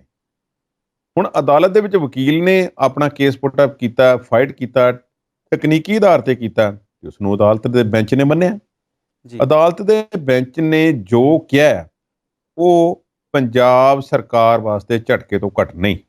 ਹੁਣ ਇਸ ਗੱਲ ਨੂੰ ਅਸੀਂ ਇਹ ਮੰਨ ਲਈਏ ਕਿ ਇਹ ਆਮ ਆਦਮੀ ਪਾਰਟੀ ਵਾਸਤੇ ਝਟਕਾ ਹੈ ਜਾਂ ਉਹਨਾਂ ਦੀ ਸਰਕਾਰ ਵਾਸਤੇ ਹੈ, ਇਸ ਤਰ੍ਹਾਂ ਨਹੀਂ ਹੈ। ਹੁਣ ਗੱਲ ਇਹ ਹੈ ਕਿ ਅਦਾਲਤ ਦੇ ਬੈਂਚ ਨੇ ਕਿਹਾ ਕਿ ਜਿੰਨੇ ਹੁਣ ਤੱਕ ਸਬੂਤ ਵਗੈਰਾ ਇਕੱਠੇ ਕੀਤੇ ਗਏ ਨੇ ਉਸ ਵਿੱਚੋਂ ਕਿਤੇ ਵੀ ਇਹ ਸਾਬਤ ਨਹੀਂ ਹੁੰਦਾ ਕਿ ਇਹ ਵਿਅਕਤੀ ਕੋਲੋਂ ਕੋਈ ਨਸ਼ਾ ਫੜਿਆ ਗਿਆ ਹੋਵੇ, ਇਹ ਕਿਸੇ ਟਰਾਂਸਪੋਰਟੇਸ਼ਨ ਦੇ ਵਿੱਚ ਸ਼ਾਮਲ ਹੋਵੇ। ਜਿਹੜੇ ਦੋ ਵਿਅਕਤੀਆਂ ਦੇ ਨਾਮ ਨਾਲ ਜੋੜ ਕੇ ਇਸ ਤੇ ਕੇਸ ਦਰਜ ਕੀਤਾ ਗਿਆ ਉਹ ਪਹਿਲੇ ਭਗੌੜੇ ਨੇ, ਫਲਾਂ ਨੇ, ਉਹਨਾਂ ਦਾ ਕੋਈ ਸਾਡੇ ਕੋਲ ਰਿਕਾਰਡ ਨਹੀਂ ਹੈ ਤੇ ਕੋਈ ਇਸ ਤਰ੍ਹਾਂ ਦਾ ਕੇਸ ਬਣਦਾ ਨਹੀਂ ਜਿਸ ਕਰਕੇ ਅਸੀਂ ਇਸ ਨੂੰ ਅੰਦਰ ਰੱਖ ਸਕੀਏ। ਤੇ ਨਾਲ ਦੀ ਨਾਲ ਉਹਨਾਂ ਨੇ ਇਹ ਵੀ ਕਹਿ ਦਿੱਤਾ ਕਿ ਸਾਨੂੰ ਇਸ ਗੱਲ ਦਾ ਯਕੀਨ ਹੋ ਚੁੱਕਾ ਹੈ ਕਿ ਜੇ ਇਸ ਵਿਅਕਤੀ ਨੂੰ ਰਿਹਾ ਕਰ ਦਿੱਤਾ ਜਾਵੇ ਤੇ ਇਹ ਬਾਹਰ ਜਾ ਕੇ ਕੋਈ ਇਹੋ ਜਿਹੀ ਕਾਰਵਾਈ ਦੇ ਵਿੱਚ ਹਿੱਸਾ ਨਹੀਂ ਲਵੇਗਾ ਜਿਸ ਤੋਂ ਇਹ ਸਾਬਤ ਹੁੰਦਾ ਹੋਵੇ ਕਿ ਇਹ ਦੁਬਾਰਾ ਕੋਈ ਇਹੋ ਜਿਹਾ ਕੰਮ ਕਰੇਗਾ ਜਾਂ ਇਹੋ ਜਿਹੇ ਕੰਮ ਵਿੱਚ ਸ਼ਾਮਲ ਹੋ ਸਕੇਗਾ। ਸਾਨੂੰ ਇਸ ਗੱਲ ਦਾ ਕਿਸੇ ਪਾਸੇ ਵੀ ਕੋਈ ਵੀ ਸ਼ੱਕ ਨਹੀਂ ਹੈ। ਜੀ ਇਸ ਕਰਕੇ ਇਸ ਨੂੰ ਪੱਕੀ ਜ਼ਮਾਨਤ ਦਿੱਤੀ ਜਾਂਦੀ ਹੈ। ਹੁਣ ਕੇਸ ਚੱਲੇਗਾ, ਜੀ ਕਿੱਥੇ ਕਿੱਥੇ ਚੱਲੇਗਾ, ਕੀ ਫੈਸਲਾ ਆਉਂਦਾ ਹੈ, ਕੀ ਨਹੀਂ ਆਉਂਦਾ, ਬਹੁਤ ਕੁਝ ਚੱਲੇਗਾ। ਪਰ ਅਦਾਲਤ ਨੇ ਜੋ ਆਖਿਆ ਹੈ ਕੇਸ ਦੇ ਵਿੱਚ ਬਹੁਤਾ ਕੁਝ ਜਾਪਦਾ ਨਹੀਂ। ਨਾਲ ਇਹ ਵੀ ਆਖਿਆ ਕਿ ਸਰਕਾਰ ਅਜੇ ਵੀ ਸਬੂਤ ਇਕੱਠੇ ਕਰਨ ਤੇ ਲੱਗੀ ਹੋਈ ਹੈ। ਫਾਈਨੈਂਸ਼ੀਅਲ ਰਿਕਾਰਡਸ ਫਰੋਲੇ ਟਟੋਲੇ ਜਾ ਰਹੇ ਨੇ, ਇੰਸਟੀਟਿਊਸ਼ਨ ਦੇ ਰਿਕਾਰਡ ਦੇਖੇ ਜਾ ਰਹੇ ਨੇ ਕਿ ਕਿੱਧਰੋਂ ਕਿੱਧਰ ਨੂੰ ਟ੍ਰਾਂਜੈਕਸ਼ਨਾਂ ਹੋਈਆਂ, ਕੀ ਪੈਸਾ 1 ਨੰਬਰ 'ਚ ਗਿਆ, 2 ਨੰਬਰ 'ਚ ਗਿਆ, ਕੀ ਸੰਬੰਧ ਸਨ, ਸਮਗਲਰ ਜਿਹੜੇ ਨੇ ਕੀ ਵਾਕਈ ਸਮਗਲਰ ਨੇ, ਉਹਨਾਂ ਵਿੱਚੋਂ ਕਿੰਨਿਆਂ ਨੂੰ ਸਜ਼ਾ ਹੋਈ ਹੈ, ਕਿਸੇ ਇੱਕ ਦੇ ਕਹਿਣ ਤੇ ਕੇਸ ਦਰਜ ਹੋਇਆ ਜਿਸ ਦੇ ਪਿੱਛੇ ਕੋਈ ਫੈਕਟਸ ਐਂਡ ਫਿਗਰਸ ਪੱਕੇ ਤੌਰ ਤੇ ਮੌਜੂਦ ਨਹੀਂ। ਜੀ ਹੁਣ ਅਦਾਲਤ ਇਹਨਾਂ ਜਿਵੇਂ ਅਸੀਂ ਪਹਿਲਾਂ ਗੱਲ ਕਰਦੇ ਹਾਂ ਜੀ ਕਿ ਅਦਾਲਤ ਜਿਹੜੀ ਹੈ ਉਹ ਸਰਕਮਸਟੈਂਸ਼ੀਅਲ ਐਵੀਡੈਂਸ ਨੂੰ ਨਹੀਂ ਮੰਨਦੀ ਕਿ ਫਲਾਣੇ ਨੇ ਕਹਿ ਦਿੱਤਾ। ਜਿਵੇਂ ਹਵਾਲਾ ਡਾਇਰੀਆਂ ਮਿਲੀਆਂ ਸੀ, ਡਾਇਰੀ 'ਚੋਂ ਰੈਫਰੈਂਸ ਆ ਗਿਆ, ਪਰ ਉਸ ਤੋਂ ਅੱਗੇ ਕੀ ਹੋਣਾ। ਹੁਣ ਇਹ ਸਾਰੀਆਂ ਗੱਲਾਂ ਝਟਕੇ ਤੋਂ ਘੱਟ ਨਹੀਂ ਉਹਨਾਂ ਸਾਰੇ ਲੋਕਾਂ ਵਾਸਤੇ ਜਿਨ੍ਹਾਂ ਨੇ ਕੇਸ ਦਰਜ ਕੀਤਾ ਸੀ ਤੇ ਜਿਨ੍ਹਾਂ ਨੇ ਪੈਰਵਾਈ ਕੀਤੀ ਹੈ। ਹੁਣ ਇਹਦੇ ਵਿੱਚ ਇੱਕ ਹੋਰ ਬਹੁਤ ਖਾਸ ਗੱਲ ਹੈ ਜੀ, ਉਹ ਇਹ ਹੈ ਕਿ ਜਦੋਂ ਹੁਣ ਤੁਸੀਂ ਲਾਰੈਂਸ ਬਿਸ਼ਨੋਈ ਦੀ ਤੁਸੀਂ ਐਗਜ਼ਾਮਪਲ ਲੈ ਲਓ। ਲਾਰੈਂਸ ਬਿਸ਼ਨੋਈ ਮੇਰਾ ਖਿਆਲ ਹੈ ਕਿ ਜਿਸ ਦਿਨ ਦਾ ਪੰਜਾਬ ਸਰਕਾਰ ਦੇ ਹੱਥ ਲੱਗਾ ਹੈ ਕੋਈ ਜ਼ਿਲ੍ਹਾ ਬਚਿਆ ਨਹੀਂ ਹੈ ਪੰਜਾਬ ਦਾ ਜਿੱਥੇ ਉਸਦੀ ਪੇਸ਼ੀ ਜਿਸ ਅਦਾਲਤ ਵਿੱਚ ਨਾ ਹੋਈ ਹੋਵੇ। ਕਿਤੇ 50 ਲੱਖ ਦੀ ਫਰੌਤੀ ਦਾ ਕੇਸ ਹੈ, ਕਿਸੇ ਇੱਕ ਧਮਕੀਆਂ ਦੇਣ ਦਾ ਕੇਸ ਹੈ, ਕਿਤੇ ਕਤਲ ਦਾ ਹੈ, ਕਿਤੇ ਕੁਛ ਹੈ, ਕਿਤੇ ਕੁਛ ਹੈ। ਅੰਮ੍ਰਿਤਸਰ, ਹੁਸ਼ਿਆਰਪੁਰ, ਪਤਾ ਨਹੀਂ ਕਿਹੜੇ ਕਿਹੜੇ ਉਹ ਜਿਹੜੇ ਕੋਰਟ ਦੇ ਵਿੱਚ ਉਸ ਨੂੰ ਲਿਜਾ ਕੇ ਪੇਸ਼ ਕੀਤਾ ਗਿਆ। ਰਿਮਾਂਡ ਨੇ ਉਸ ਤੇ ਜਦੋਂ ਵੀ ਉਸਦਾ ਰਿਮਾਂਡ ਮੰਗਿਆ ਜਾਂਦਾ 10 15 20 ਦਿਨ ਦਾ ਰਿਮਾਂਡ ਉਸਦਾ ਮਿਲ ਜਾਂਦਾ। ਉਹ ਠੀਕ ਹੈ। ਜਦੋਂ ਪੁਲਿਸ ਰਿਮਾਂਡ ਮੰਗ ਰਹੀ ਹੈ ਉਹਦਾ ਮਤਲਬ ਇਹ ਹੈ ਕਿ ਪੁਲਿਸ ਉਸ ਮੁਜਰਮ ਕੋਲੋਂ ਕੁਝ ਪੁੱਛਣਾ ਚਾਹੁੰਦੀ ਹੈ, ਪੁਲਿਸ ਕੁਝ ਜਾਣਨਾ ਚਾਹੁੰਦੀ ਹੈ ਤੇ ਉਸਨੂੰ ਕਸਟਡੀ ਵਿੱਚ ਰਿਮਾਂਡ ਵਿੱਚ ਰੱਖੇ ਤੋਂ ਬਿਨਾਂ ਉਸ ਤੋਂ ਪੁੱਛਗਿੱਛ ਨਹੀਂ ਕੀਤੀ ਜਾ ਸਕਦੀ। ਬਿਲਕੁਲ ਇਸੇ ਤਰ੍ਹਾਂ ਦੀ ਗੱਲ ਹੈ ਜਿਹੜੀ ਕਿ ਜਿਹੜੇ ਜਿਵੇਂ ਰਾਮ ਰਹੀਮ ਤੋਂ ਪੁੱਛਗਿੱਛ ਕਰਨ ਦੀ ਕੋਸ਼ਿਸ਼ ਪੰਜਾਬ ਪੁਲਿਸ ਕਰ ਰਹੀ ਕਿ ਕਿਸੇ ਨਾ ਕਿਸੇ ਤਰੀਕੇ ਉਹਨੂੰ ਪੰਜਾਬ ਲਿਆ ਕੇ ਉਸ ਤੋਂ ਪੁੱਛਗਿੱਛ ਕੀਤੀ ਜਾਵੇ। ਅਦਾਲਤਾਂ ਉੱਥੇ ਵੀ ਰਾਹ ਨਹੀਂ ਦੇ ਰਹੀਆਂ। ਉਹ ਕਹਿੰਦੇ ਕਿ ਤੁਸੀਂ ਵੀਡੀਓ ਦੇ ਜ਼ਰੀਏ ਪੁੱਛ ਲਓ, ਸੁਨਾਰੀਆ ਜੇਲ੍ਹ 'ਚ ਜਾ ਕੇ ਪੁੱਛ ਲਓ, ਪਹਿਲੇ ਕੈਦ ਵਿੱਚ ਹੈ।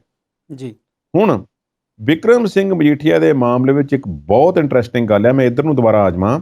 ਉਹ ਇਹ ਕਿ ਬਿਕਰਮ ਸਿੰਘ ਮਜੀਠੀਆ ਜਿਸ ਦਿਨ ਦੇ ਜਿਵੇਂ ਤੁਸੀਂ ਦੱਸਿਆ 150-60 ਦਿਨ ਜਿੰਨੇ ਵੀ ਨੇ ਉਹਨਾਂ ਉਦੋਂ ਦੇ ਜੇਲ੍ਹ ਵਿੱਚ ਬੰਦ ਨੇ, ਗਰਮੀਆਂ ਤਕਰੀਬਨ ਉਹਨਾਂ ਦੀਆਂ ਅੰਦਰ ਨਿਕਲ ਗਈਆਂ ਨੇ ਤੇ ਉਹਨਾਂ ਦਾ ਰਿਮਾਂਡ ਇੱਕ ਵਾਰੀ ਵੀ ਪੁਲਿਸ ਨੇ ਨਹੀਂ ਮੰਗਿਆ ਕਿ ਸਾਨੂੰ ਇਸ ਵਿਅਕਤੀ ਕੋਲੋਂ ਕਿਸੇ ਪੁੱਛਗਿੱਛ ਦੀ ਲੋੜ ਹੈ, ਕਿਸੇ ਜਾਣਕਾਰੀ ਦੀ ਲੋੜ ਹੈ।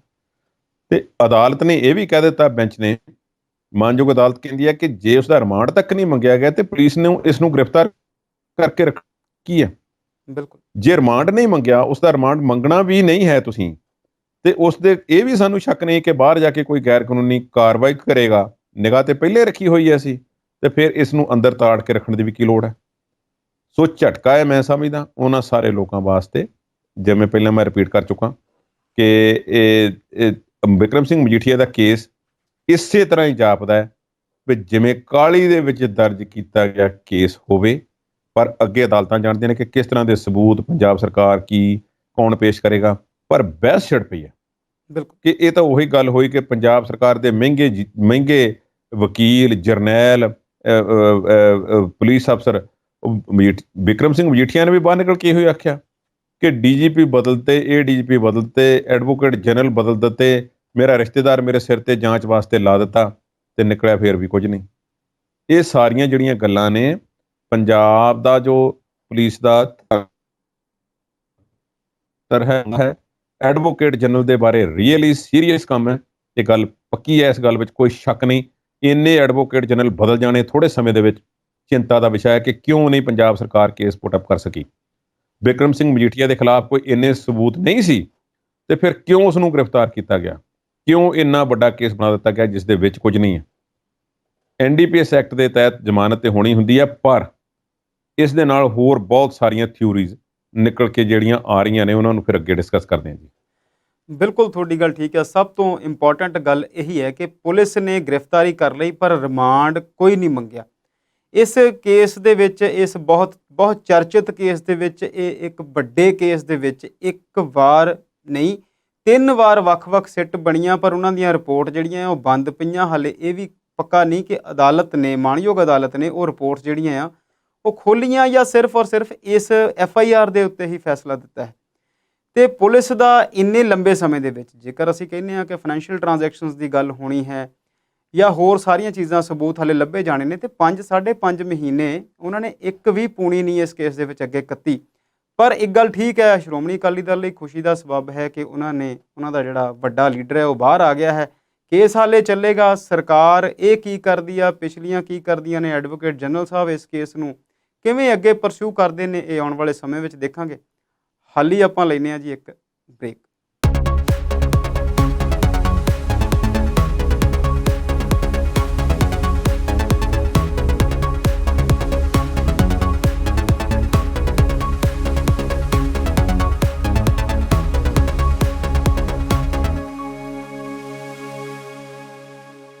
ਪੰਜਾਬੀ ਨੈਸ਼ਨਲ ਟੀਵੀ ਦੇ ਪ੍ਰੋਗਰਾਮ ਵਿਚਾਰ ਚਰਚਾ ਵਿੱਚ ਇੱਕ ਵਾਰ ਫਿਰ ਤੋਂ ਸਵਾਗਤ ਕਰਦੇ ਹਾਂ।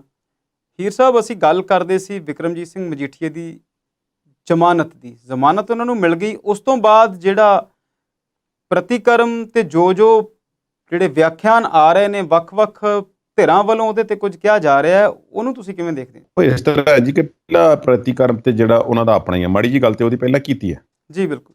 ਬਿਕਰਮ ਸਿੰਘ ਮਜੀਠੀਆ ਜਦੋਂ ਅੰਦਰੋਂ ਨਿਕਲੇ ਨੇ ਕੇਂਦਰੀ ਜੇਲ੍ਹ ਦੇ ਵਿੱਚੋਂ, ਤੇ ਉਹ ਇੱਕ ਮਿੰਟ ਵੀ ਇਸ ਤਰ੍ਹਾਂ ਨਹੀਂ ਲੱਗਾ ਵੀ ਉਹ ਕਿਸੇ ਇਸ ਤਰ੍ਹਾਂ ਦੇ ਇੱਕ ਐਕਟ ਦੇ ਤਹਿਤ ਜੋ ਬੜਾ ਅਜੀਬ ਜਿਹੇ ਕਿਸਮ ਦਾ ਹੈ, ਤੇ ਉਹ ਉਸ ਵਿੱਚ ਕੋਈ ਬਹੁਤੀ ਕੋਈ ਖੁਸ਼ੀ ਵਾਲੀ ਗੱਲ ਨਹੀਂ ਹੁੰਦੀ ਜਦੋਂ ਉਸ ਵਿੱਚ ਕਿਸੇ ਨੂੰ ਇੰਪਲੀਕੇਟ ਕੀਤਾ ਜਾਂਦਾ, ਤੇ ਉਹਦੇ ਵਿੱਚੋਂ ਉਹ ਜਿਹੜੇ ਨੇ ਰਿਹਾ ਹੋ ਕੇ ਆ ਰਹੇ ਨੇ।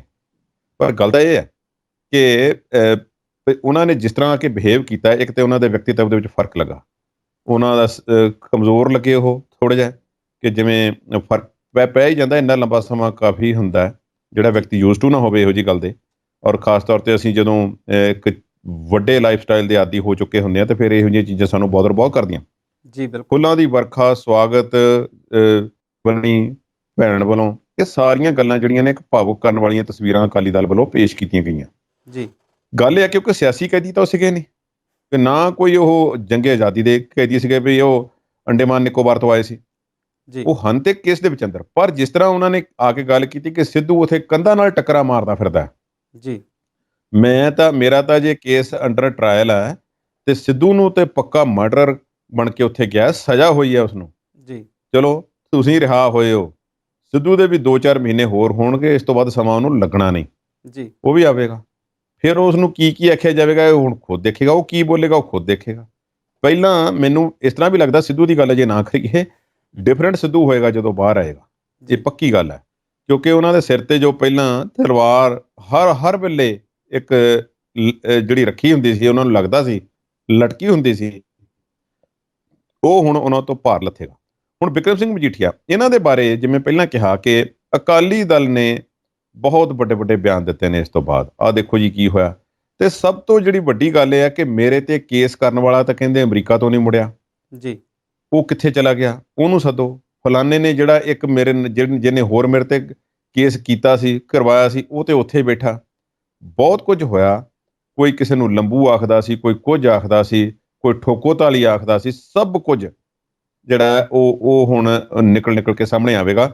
ਪਰ ਬਿਕਰਮ ਸਿੰਘ ਮਜੀਠੀਆ ਦੇ ਬਾਰੇ ਜਿਹੜੇ ਮੀਮਸ ਬਣ ਰਹੇ ਨੇ, ਉਹਨਾਂ ਦੀ ਜੇ ਅਸੀਂ ਸੁਹਿਰਦਤਾ ਨਾਲ ਗੱਲ ਕਰੀਏ ਤਾਂ ਉਹਨਾਂ ਦਾ ਕੋਈ ਉਹ ਗੱਲ ਕਰਨੀ ਬਣਦੀ ਨਹੀਂ, ਪਰ ਉਹ ਇੰਟਰਸਟਿੰਗ ਇੰਨੇ ਨੇ ਕਿ ਥੋੜ੍ਹੀ ਜਿਹੀ ਗੱਲ ਕਰ ਲੈਣੀ ਬਣਦੀ ਹੈ ਜੀ। ਉਹ ਇਹ ਹੈ ਕਿ ਇਸ ਤਰ੍ਹਾਂ ਦੇ ਬਣੇ ਨੇ ਕਿ ਕਹਿੰਦੇ ਨੇ ਕਿ ਲਓ ਜੀ, ਅਕਾਲੀ ਦਲ ਦਾ ਜਿਹੜਾ ਮਿਸ਼ਨ ਸੀ ਉਹ ਕੰਮ ਕਰ ਰਿਹਾ ਹੈ, ਤੇ ਬੰਦੀ ਸਿੰਘ ਜਿਹੜੇ ਨੇ ਉਹ ਰਿਹਾ ਹੋਣੇ ਸ਼ੁਰੂ ਹੋ ਗਏ ਨੇ, ਤੇ ਪਹਿਲਾ ਜਿਹੜਾ ਉਹ ਰਿਹਾ ਹੋ ਗਿਆ ਜੀ। ਤੇ ਇਸ ਤਰ੍ਹਾਂ ਦੇ ਜਿਹੜੇ ਨੇ ਇੰਟਰਸਟਿੰਗ ਗੱਲਾਂ ਜਿਹੜੀਆਂ ਨਿਕਲ ਕੇ ਸਾਹਮਣੇ ਆਈਆਂ ਨੇ। ਪਰ ਬਿਕਰਮ ਸਿੰਘ ਮਜੀਠੀਆ ਆਏ ਨੇ ਤੇ ਜ਼ਾਹਿਰਾ ਤੌਰ ਤੇ ਮਾਝੇ ਦੀ ਸਿਆਸਤ ਵਿੱਚ ਹੁਣ ਉਹਨਾਂ ਦੀ ਪਕੜ ਜਿਹੜੀ ਹੈ ਉਹ ਅੱਗੇ ਵਾਲੀ ਰਹਿੰਦੀ ਹੈ ਜਾਂ ਨਹੀਂ ਰਹਿੰਦੀ, ਇਸ ਗੱਲ ਦਾ ਪਤਾ ਨਹੀਂ। ਪਰ ਗਨੀਵ ਕੌਰ ਮਜੀਠੀਆ ਜੋ ਉੱਥੋਂ ਵਿਧਾਇਕ ਵੀ ਨੇ, ਉਹਨਾਂ ਦੀ ਪਤਨੀ ਹੈ ਤੇ ਆਪਣੀ ਭਾਵੇਂ ਚੋਣ ਬਿਕਰਮ ਸਿੰਘ ਮਜੀਠੀਆ ਹਾਰ ਗਏ ਸੀ ਤੇ ਇਲੈਕਸ਼ਨਾਂ ਤੋਂ ਬਾਅਦ ਪਹਿਲੀ ਵਾਰੀ ਉਹਨਾਂ ਨੇ ਬਾਹਰਲੀ ਫਿਜ਼ਾ ਵੇਖੀ ਹੈ।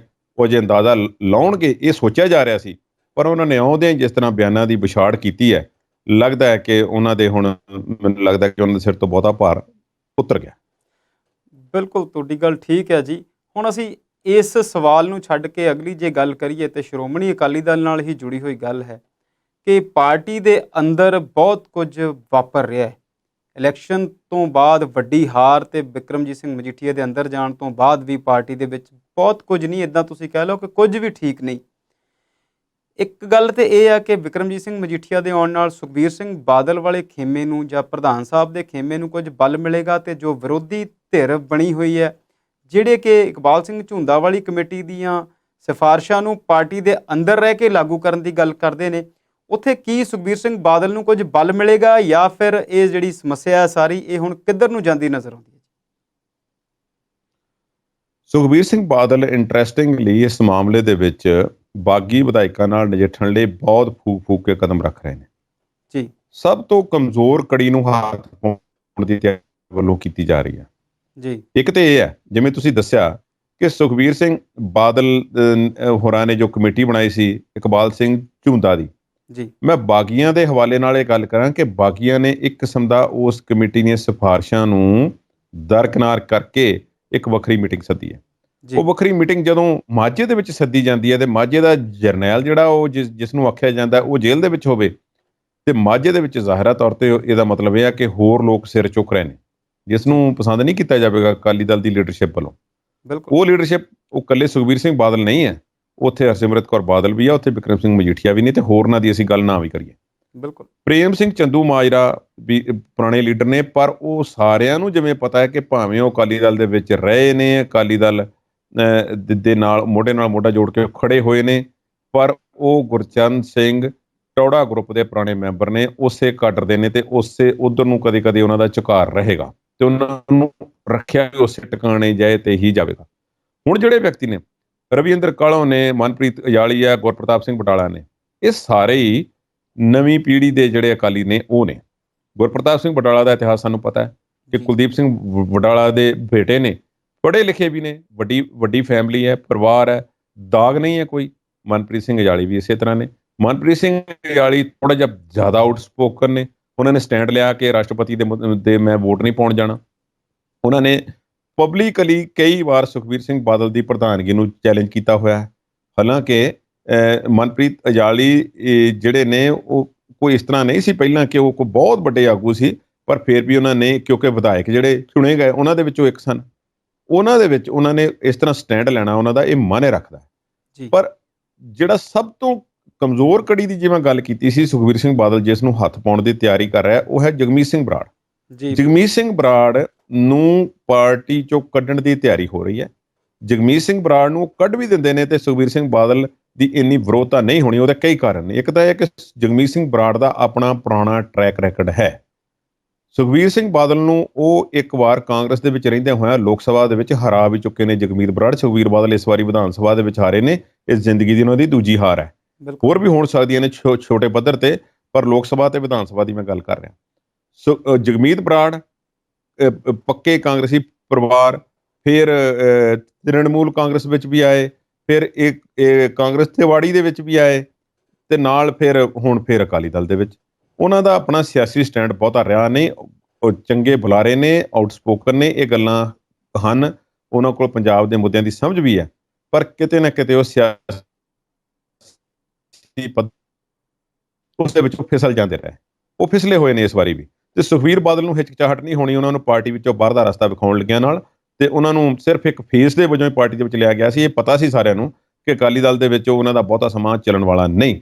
ਤੇ ਜੇ ਇਸ ਤਰ੍ਹਾਂ ਦਾ ਬਹਾਨਾ ਮਿਲ ਜਾਵੇ ਕਿ ਉਹ ਬਾਗੀਆਂ ਨਾਲ ਮੀਟਿੰਗ ਕਰ ਰਹੇ ਨੇ, ਬੰਦੇ ਖੜੇ ਕਰ ਰਹੇ ਨੇ, ਉਹਨੂੰ ਮਿਲ ਰਹੇ ਨੇ, ਇਹਨੂੰ ਮਿਲ ਰਹੇ ਨੇ, ਤੇ ਫਿਰ ਜਗਮੀਤ ਸਿੰਘ ਬਰਾੜ ਤੇ ਗਾਜ ਡਿੱਗੇਗੀ। ਪਰ ਕੀ ਮਨਪ੍ਰੀਤ ਸਿੰਘ ਇਜਾਲੀ, ਗੁਰਪ੍ਰਤਾਪ ਸਿੰਘ ਬਟਾਲਾ, ਰਵੀ ਕਿਰਨ ਕਾਹਲੋਂ, ਇਹਨਾਂ ਸਾਰਿਆਂ ਤੇ ਸੁਖਬੀਰ ਬਾਦਲ ਸ਼ਿਕੰਜਾ ਕੱਸਣ 'ਚ ਕਾਮਯਾਬ ਹੋਣਗੇ? ਕਾਰਵਾਈ ਤੇ ਕੁਝ ਨਾ ਕੁਝ ਹੋਣੀ ਹੈ। ਚਾਹੇ ਉਹਨਾਂ ਨੂੰ ਕਾਰਨ ਦੱਸੋ, ਕੋਈ ਜਿਹੜਾ ਉਹ ਜਾਰੀ ਕੀਤਾ ਜਾਵੇ, ਕੋਈ ਛੋਟਾ ਮੋਟਾ ਹੋਰ ਉਹਨਾਂ ਦੀ ਕਿਤੇ ਮਰੋੜਿਆ ਜਾਵੇ, ਬਾਂਹ ਮਰੋੜ ਕੇ ਉਹਨਾਂ ਨੂੰ ਬਿਠਾਇਆ ਜਾਵੇ ਚੁੱਪ ਕਰਕੇ।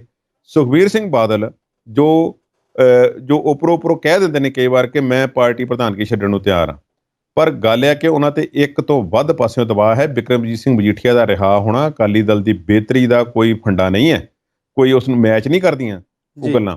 ਗਿਆਨੀ ਹਰਪ੍ਰੀਤ ਸਿੰਘ ਜਿਹੜਾ ਸਟੈਂਡ ਲੈ ਰਹੇ ਨੇ ਕਿ ਜੇ ਅਕਾਲੀ ਦਲ ਦੇ ਆਗੂ ਜਿਹੜੇ ਨੇ ਉਹ ਸੱਤਾ ਪ੍ਰਾਪਤੀ ਦਾ ਲਾਲਚ ਛੱਡ ਕੇ ਪੰਥ ਤੇ ਕੌਮ ਦੀ ਸੇਵਾ ਵੱਲ ਨੂੰ ਤੁਰਨ ਤੇ ਜ਼ਿਆਦਾ ਬਿਹਤਰ ਹੋਵੇਗਾ, ਅਕਾਲੀ ਦਲ ਦਾ ਉਭਾਰ ਵੀ ਫੇਰ ਹੀ ਹੋਵੇਗਾ ਜੀ। ਹੁਣ ਅਕਾਲ ਤਖਤ ਸਾਹਿਬ ਦੇ ਜਥੇਦਾਰ ਜੋ ਕਈ ਵਾਰੀ ਮੈਂ ਸਮਝਦਾ ਕਿ ਬੈਲੈਂਸ ਇੰਬੈਲੈਂਸ ਅਨਬੈਲੈਂਸ ਬਿਆਨ ਜਿਹੜੇ ਨੇ ਉਹ ਦਿੰਦੇ ਰਹਿੰਦੇ ਨੇ। ਕਈ ਵਾਰੀ ਤੇ ਇਹ 'ਚ ਜਾਪਦਾ ਹੈ ਕਿ ਉਹ ਇੱਕ ਇਸ ਤਰ੍ਹਾਂ ਦਾ ਬਿਆਨ ਦੇ ਰਹੇ ਨੇ ਕਿ ਜੋ ਕੌਮ ਦੇ ਹਿੱਤ ਵਿੱਚ ਹੋਵੇ, ਸਿੱਖਾਂ ਦੇ ਹਿੱਤ ਵਿੱਚ ਹੋਵੇ, ਕਿਉਂਕਿ ਸਿੱਖਾਂ ਦੇ ਆਗੂ ਨੇ, ਸਿੱਖਾਂ ਦੀ ਧਾਰਮਿਕ ਸੰਸਥਾ ਹੈ, ਹਾਈਐਸਟ ਸੀਟ ਹੈ। ਤੇ ਜਦੋਂ ਫਿਰ ਉਹ ਪੋਲੀਟੀਕਲ ਲੈਵਲ ਤੇ ਕਈ ਵਾਰੀ ਆ ਜਾਂਦੇ ਨੇ ਅਕਾਲੀ ਦਲ ਦਾ ਹਾਰਨਾ ਪੰਜਾਬ ਲਈ ਘਾਤਕ ਹੈ। ਨਾਲ ਗੱਲ ਕਰ, ਅਕਾਲੀ ਦਲ ਦੇ ਕੰਮਕਾਜ ਤੇ ਸਿੱਧੀ ਉਂਗਲੀ ਉਹਨਾਂ ਨੇ ਬਹੁਤੀ ਕਦੀ ਨਹੀਂ ਉਠਾਈ, ਪਰ ਜਿਹੜੇ ਉਹਨਾਂ ਨੇ ਪਿਛਲੇ ਦਿਨਾਂ 'ਚ ਮੁੱਦੇ ਉਠਾਏ ਉਹਨਾਂ ਮੁੱਦਿਆਂ ਤੇ ਕੋਈ ਕਾਰਵਾਈ ਵੀ ਨਹੀਂ ਹੋਈ, ਜਿਨ੍ਹਾਂ ਵਿੱਚੋਂ ਗੁਰਬਾਣੀ ਦਾ ਸਿੱਧਾ ਪ੍ਰਸਾਰਣ ਸ਼੍ਰੋਮਣੀ ਕਮੇਟੀ ਦੇ ਹਵਾਲੇ ਜਿਹੜਾ ਆਪਣੇ ਹੱਥਾਂ ਵਿੱਚ ਲੈਣ ਦੀ ਗੱਲ, ਉਹ ਠੰਡੇ ਬਸਤੇ ਵਿੱਚ ਪੈ ਚੁੱਕਾ ਹੈ। ਚੈਨਲ ਪਤਾ ਨਹੀਂ ਕਦੋਂ ਨੂੰ ਚੱਲਣਾ ਹੈ, ਨਹੀਂ ਚੱਲਣਾ, ਸਭ ਕੁਝ ਠੰਡੇ ਬਸਤੇ ਵਿੱਚ ਹੈ। ਉਹ ਇੱਕ ਚੈਨਲ ਦੀ ਇਜਾਰੇਦਾਰੀ ਖਤਮ ਨਹੀਂ ਹੋ ਰਹੀ। ਤੰਤੀ ਸਾਜ਼ਾਂ ਵਾਲੀ ਗੱਲ ਹੈ, ਸਿੱਖਾਂ ਦੇ ਹਥਿਆਰ ਰੱਖਣ ਵਾਲੀ ਗੱਲ ਹੈ, 3-4 ਬੱਚੇ ਪੈਦਾ ਕਰਨ ਵਾਲੀ ਗੱਲ ਹੈ, ਹੋਰ ਇਸ ਤਰ੍ਹਾਂ ਦੇ ਬਹੁਤ ਸਾਰੇ ਉਹਨਾਂ ਨੇ ਅਨੇਕਾਂ ਬਿਆਨ ਦਿੱਤੇ ਨੇ ਪਿਛਲੇ ਦਿਨਾਂ ਵਿੱਚ, ਜੋ ਵਿਵਾਦਗ੍ਰਸਤ ਵੀ ਰਹੇ ਨੇ, ਪਰ ਕਿਤੇ ਕਿਤੇ ਜੋ ਉਹਨਾਂ ਦੀ ਭਾਵਨਾ ਜਿਹੜੀ ਆ ਉਹ ਠੀਕ ਨਜ਼ਰ ਵੀ ਆਈ ਕੁਛ ਇੱਕ ਦੋ ਗੱਲਾਂ ਵਿੱਚ। ਇਹ ਜਿਹੜੇ 3-4 ਮੁੱਦੇ ਗਣੇ ਨੇ ਇਹਨਾਂ ਵਿੱਚ ਨਹੀਂ, ਪਰ ਜੇ ਉਹਨਾਂ ਨੇ ਹੁਣ ਇਸ ਤਰ੍ਹਾਂ ਆਖਿਆ ਕਿ ਜੇ ਅਕਾਲੀ ਦਲ ਜਿਹੜਾ ਅਕਾਲੀ ਦਲ ਦੇ ਆਗੂ ਜਿਹੜੇ ਨੇ ਉਹ ਸੱਤਾ ਨੂੰ ਛੱਡ ਕੇ, ਸੱਤਾ ਦੀ ਪ੍ਰਾਪਤੀ ਨੂੰ ਉਹਦੇ ਲਈ ਕੋਈ ਕੰਮਕਾਜ ਕਰਨ ਨੂੰ ਛੱਡ ਕੇ ਪੰਥ ਤੇ ਕੌਮ ਦੀ ਸੇਵਾ ਕਰਨ ਤੇ ਜ਼ਿਆਦਾ ਬਿਹਤਰ ਹੋਵੇਗਾ। ਸੁਖਬੀਰ ਬਾਦਲ ਨੂੰ ਇੱਕ ਤੋਂ ਵੱਧ ਪਾਸਿਓਂ ਚੈਲੰਜ ਨੇ। ਬਿਕਰਮ ਸਿੰਘ ਮਜੀਠੀਆ ਦੇ ਆਉਣ ਨਾਲ ਉਹਨਾਂ ਨੂੰ ਥੋੜ੍ਹੀ ਜਿਹੀ ਸਪੋਰਟ ਮਿਲੇਗੀ, ਪਰ ਜੇ ਕਹਿ ਲਏ ਕਿ ਬਾਕੀਆਂ ਨੂੰ ਦਬਾ ਲੈਣਗੇ, ਅਜਿਹਾ ਹੋਣ ਵਾਲਾ ਨਹੀਂ। ਬਿਲਕੁਲ ਤੁਸੀਂ ਠੀਕ ਦੱਸਿਆ। ਬਾਗੀਆਂ ਨੂੰ ਦਬਾਉਣ ਲਈ ਜਿਹੜਾ ਤਰੀਕਾਕਾਰ ਅਪਣਾਇਆ ਜਾ ਰਿਹਾ ਉਹਦੇ ਤੇ ਵੀ ਸਵਾਲ ਜਿਹੜੇ ਆ ਉਹ ਅਕਸਰ ਉੱਠਣਗੇ ਕਿ ਇੱਕ ਪਾਸੇ ਤੇ ਤੁਸੀਂ ਢਾਂਚਾ ਭੰਗ ਕਰ ਦਿੱਤਾ, ਦੂਜੇ ਪਾਸੇ ਉਸੇ ਹੀ ਜ਼ਿਲ੍ਹੇ ਤੋਂ ਜਿੱਥੋਂ ਜਗਮੀਤ ਸਿੰਘ ਬਰਾੜ ਚੋਣ ਲੜਦੇ ਨੇ ਉੱਥੇ ਦੇ ਜ਼ਿਲ੍ਹਾ ਪ੍ਰਧਾਨ ਦੀ ਇੱਕ ਪ੍ਰੈਸ ਕਾਨਫਰੰਸ ਕਰਾ ਦਿੱਤੀ ਕਿ ਮੇਰੇ ਕੋਲ ਤੇ ਕੁਝ ਲੋਕ ਆਏ ਸਨ। ਉਹ ਸਾਰੀਆਂ ਜਿਹੜੀਆਂ ਚੀਜ਼ਾਂ ਨੇ ਉਹ ਇਸ ਗੱਲ ਵੱਲ ਇਸ਼ਾਰਾ ਕਰਦੀਆਂ ਨੇ ਕਿ ਉਸ ਲੀਡਰ ਨੂੰ ਜਿਹੜੇ ਕਿ ਬਾਹਰੋਂ ਆਏ ਸੀ ਬਾਹਰ ਕੱਢ ਦਿੱਤਾ ਜਾਵੇਗਾ ਤੇ ਇਹ ਬਾਗੀਆਂ ਨੂੰ ਦਬਾਉਣ ਵਾਲੀ ਗੱਲ ਹੋਵੇਗੀ। ਪਰ ਇਸ ਤੋਂ ਬਾਅਦ ਬਾਕੀ ਲੋਕ ਜਿਹੜੇ ਨੇ ਉਹ ਕਿਹੋ ਜਿਹਾ ਰਿਐਕਟ ਕਰਦੇ ਨੇ, ਪਾਰਟੀ ਦੇ ਸਾਹਮਣੇ ਕਿਹੋ ਜਿਹੀਆਂ ਮੁਸ਼ਕਲਾਂ ਨੇ ਆਉਣ ਵਾਲੇ ਸਮੇਂ ਦੇ ਵਿੱਚ SGPC ਦੀਆਂ ਇੱਕ ਅਮਰ ਜੀ ਮੈਂ ਸੌਰੀ ਗੱਲ ਤੁਹਾਡੀ ਟੋਕ ਰਿਹਾ, ਇੱਕ ਮੈਨੂੰ ਹੋਰ ਇਸ ਦੇ ਵਿੱਚ ਯਾਦ ਆ ਗਿਆ ਜੀ ਲਿਆਓ। ਇੱਕ ਕਤਾਰ ਇਹ ਜਿਹੜੇ ਆਗੂ ਜਿਹੜੇ ਬਾਗੀ ਨੇ ਇਹਨਾਂ ਨੂੰ ਬੇਸਿਕਲੀ ਦੂਸਰੀ ਕਤਾਰ ਦੇ ਆਗੂ ਕਹਿ ਦਿੱਤਾ ਜਾਂਦਾ ਹਨ। ਵੱਡੇ ਉਹ ਨਾਮ ਵਿੱਚ ਕੋਈ ਸ਼ੱਕ ਨਹੀਂ ਹੈ, ਪਰ ਨੈਕਸਟ ਜਨਰੇਸ਼ਨ ਜਿਹੜੀ ਅਕਾਲੀ ਦਲ ਦੀ ਉੱਭਰ ਰਹੀ ਹੈ ਉਹਨਾਂ ਦੇ ਵਿੱਚ ਨੇ। ਬਿਲਕੁਲ। ਪਰ ਇੱਕ ਦੋ ਹੋਰ ਨਾਮ ਨੇ ਜਿਹੜੇ ਆਪਣੇ ਕੰਮ ਵਿੱਚ ਲੱਗੇ ਹੋਏ ਨੇ। ਮੈਂ ਗਿਆਨੀ ਹਰਪ੍ਰੀਤ ਸਿੰਘ ਦੀ ਗੱਲ ਕੀਤੀ ਹੈ, ਸ਼੍ਰੋਮਣੀ ਕਮੇਟੀ ਦੀ ਗੱਲ ਕੀਤੀ ਹੈ, ਤੇ ਇੱਕ ਮੈਂ ਵਿਧਾਇਕ ਦਾ ਮੈਂ ਨਾਮ, ਸਾਬਕਾ ਵਿਧਾਇਕਾ ਮੰਤਰੀ ਦਾ ਨਾਮ ਮੈਂ ਉਹਦਾ ਜ਼ਿਕਰ ਕਰਨਾ ਚਾਹਾਂਗਾ। ਉਹ ਚੋਣਾਂ ਤੋਂ ਐਨ ਪਹਿਲਾਂ ਉਹ ਸ਼੍ਰੋਮਣੀ ਕਮੇਟੀ ਦੇ ਪ੍ਰਧਾਨਗੀ ਵਜੋਂ ਅਸਤੀਫਾ ਦਿੰਦੇ ਨੇ ਜੀ। ਉਹ ਅਸਤੀਫਾ ਦੇ ਕੇ ਉਸੇ ਦਿਨ ਦਬਾਅ ਪਾ ਕੇ ਪਾਰਟੀ ਦੀ ਆਗੂਆਂ ਤੇ ਕਹਿੰਦੇ ਨੇ ਕਿ ਅੱਜ ਹੀ ਭੁਲੱਥ ਤੋਂ ਮੈਨੂੰ ਕੈਂਡੀਡੇਟ ਐਲਾਨ ਕਰੋ ਜੀ, ਫਿਰ ਮੇਰੀ ਇੱਜ਼ਤ ਬਚਦੀ। ਅਸਤੀਫਾ ਤੇ ਤੁਸੀਂ ਲੈ ਲਿਆ, ਕੱਲ ਨੂੰ ਕੀ ਪਤਾ ਕਿਸੇ ਹੋਰ ਨੂੰ ਟਿਕਟ ਫੜਾ ਦਿਓ। ਅਕਾਲੀ ਦਲ ਨੂੰ ਖੜੇ ਪੈਰ ਉੱਥੇ ਐਲਾਨ ਕਰਨਾ ਪਿਆ ਕਿ ਇੱਥੋਂ ਆ ਤੇ ਦੂਸਰੀ ਥਾਂ ਤੋਂ ਆ, ਉਹ ਜਿਹਦਾ ਪਤਾ ਹੀ ਸੀ ਪਹਿਲਾਂ। ਸੋ ਉਹਨਾਂ ਨੇ ਉਹ ਹਾਰ ਗਏ ਨੇ। ਬੀਬੀ ਜਗੀਰ ਕੌਰ ਭੁਲੱਥ ਤੋਂ ਸਾਰਿਆਂ ਨੂੰ ਪਤਾ, ਤੇ ਉਹਨਾਂ ਵੱਲੋਂ ਫੇਰ ਚਾਰਾਜੋਈ ਕੀਤੀ ਜਾ ਰਹੀ ਹੈ ਕਿ ਇਹ ਜਿਹੜੇ ਹੁਣ ਸਾਡੇ ਕੋਲ 4 ਸਾਲ ਬੜੇ ਔਖੇ ਨਿਕਲਣੇ ਨੇ, ਮੈਨੂੰ ਸ਼੍ਰੋਮਣੀ ਕਮੇਟੀ ਦੀ ਦੁਬਾਰਾ ਪ੍ਰਧਾਨ ਬਣਾ ਦਿੱਤਾ ਜਾਵੇ। ਬਿਲਕੁਲ। ਤੇ ਉਹ ਆਪਣੀ ਸਫਬੰਦੀ ਉਹਨਾਂ ਨੇ ਪੂਰੀ ਤੇਜ਼ ਕੀਤੀ ਹੋਈ ਹੈ। ਇਹ ਵੀ ਇੰਟਰਸਟਿੰਗ ਸਿਚੁਏਸ਼ਨ ਆਉਣ ਵਾਲੇ ਦਿਨਾਂ 'ਚ ਬਣੇਗੀ। ਹਰਜਿੰਦਰ ਸਿੰਘ ਧਾਮੀ ਜੋ ਇਸ ਵੇਲੇ ਪ੍ਰਧਾਨ ਨੇ, ਉਹਨਾਂ ਨੂੰ ਤੁਸੀਂ ਬਹੁਤ ਗੱਲਾਂ ਉਹਨਾਂ ਦੇ ਫੇਵਰ ਵਿੱਚ ਵੀ ਨੇ, ਤੁਸੀਂ ਉਹਨਾਂ ਤੇ ਕਿੰਤੂ ਪ੍ਰੰਤੂ ਵੀ ਕਰ ਸਕਦੇ ਹੋ, ਪਰ ਇੱਕ ਸਾਫ਼ ਸੁਥਰੀ ਬੇਦਾਗ ਸ਼ਖਸੀਅਤ ਵਜੋਂ ਉਹਨਾਂ ਨੂੰ ਜਾਣਿਆ ਜਾਂਦਾ ਹੈ। ਵਿਰੋਧੀ ਵੀ ਇਸ ਗੱਲ ਨੂੰ ਮੰਨਦੇ ਨੇ ਕਿ ਉਹਨਾਂ ਤੇ ਕੋਈ ਇਲਜ਼ਾਮ ਨਹੀਂ ਹੈ। ਉਹ ਜੇ ਹਰਜਿੰਦਰ ਸਿੰਘ ਧਾਮੀ ਨੂੰ ਲਾਂਭੇ ਕਰਨ ਦੀ ਕੋਈ ਇਸ ਤਰ੍ਹਾਂ ਦੀ ਰਵਾਇਤ ਚੱਲਦੀ ਹੈ ਤੇ ਅਕਾਲੀ ਦਲ ਦਾ ਇੱਕ ਹੋਰ ਇਹ ਸਿਆਸੀ ਬਲੰਡਰ ਹੋਵੇਗਾ। ਬਿਲਕੁਲ ਤੁਹਾਡੀ ਗੱਲ ਠੀਕ ਹੈ ਜੀ। ਸਮਾਂ ਬ੍ਰੇਕ ਦਾ ਹੋ ਗਿਆ, ਪਰ ਬੀਬੀ ਜਗੀਰ ਕੌਰ ਜੀ ਇਹ ਵੀ ਕਹਿ ਰਹੇ ਨੇ ਕਿ ਉਹਨਾਂ ਦਾ ਜਿਹੜਾ ਪ੍ਰਵਾਨਕਤਾ ਹੈ ਉਹ ਬਾਗੀ ਧਿਰ ਵੱਲੋਂ ਵੀ ਉਨੀ ਹੀ ਹੈ। ਹੁਣ ਆਪਾਂ ਬ੍ਰੇਕ ਲੈ ਲਈਏ, ਅਕਾਲੀ ਦਲ ਦੀਆਂ ਗੱਲਾਂ ਕਾਫੀ ਹੋ ਗਈਆਂ।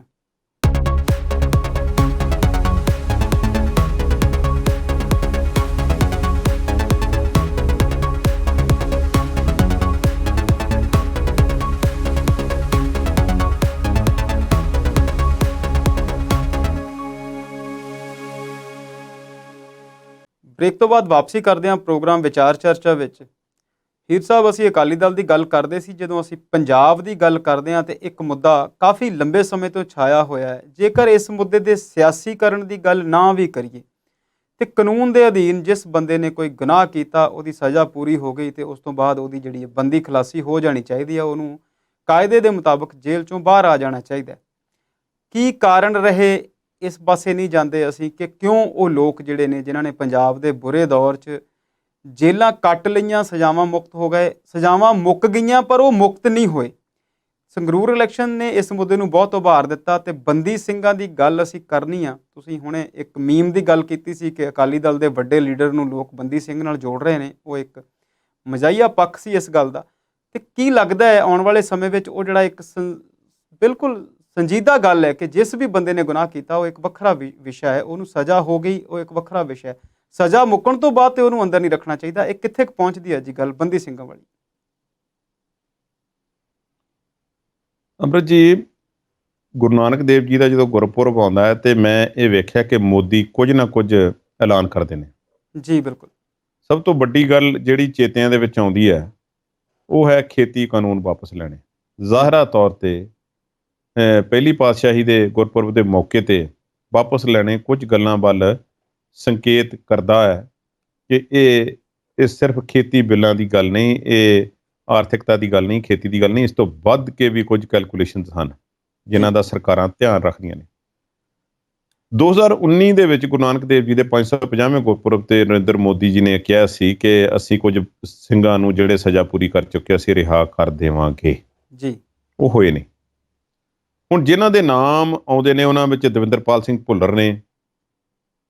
ਦਿੱਲੀ ਵਿੱਚ ਕਾਂਗਰਸ ਦੇ ਦਫ਼ਤਰ ਦੇ ਬਾਹਰ ਧਮਾਕੇ ਦੇ ਕੇਸ ਦੇ ਵਿੱਚ ਉਹਨਾਂ ਨੂੰ ਦੋਸ਼ੀ ਪਾ ਕੇ ਤੇ ਉਮਰ ਕੈਦ ਦੀ ਸਜ਼ਾ ਜਿਹੜੀ ਸੀ ਸੁਣਾਈ ਗਈ ਸੀ।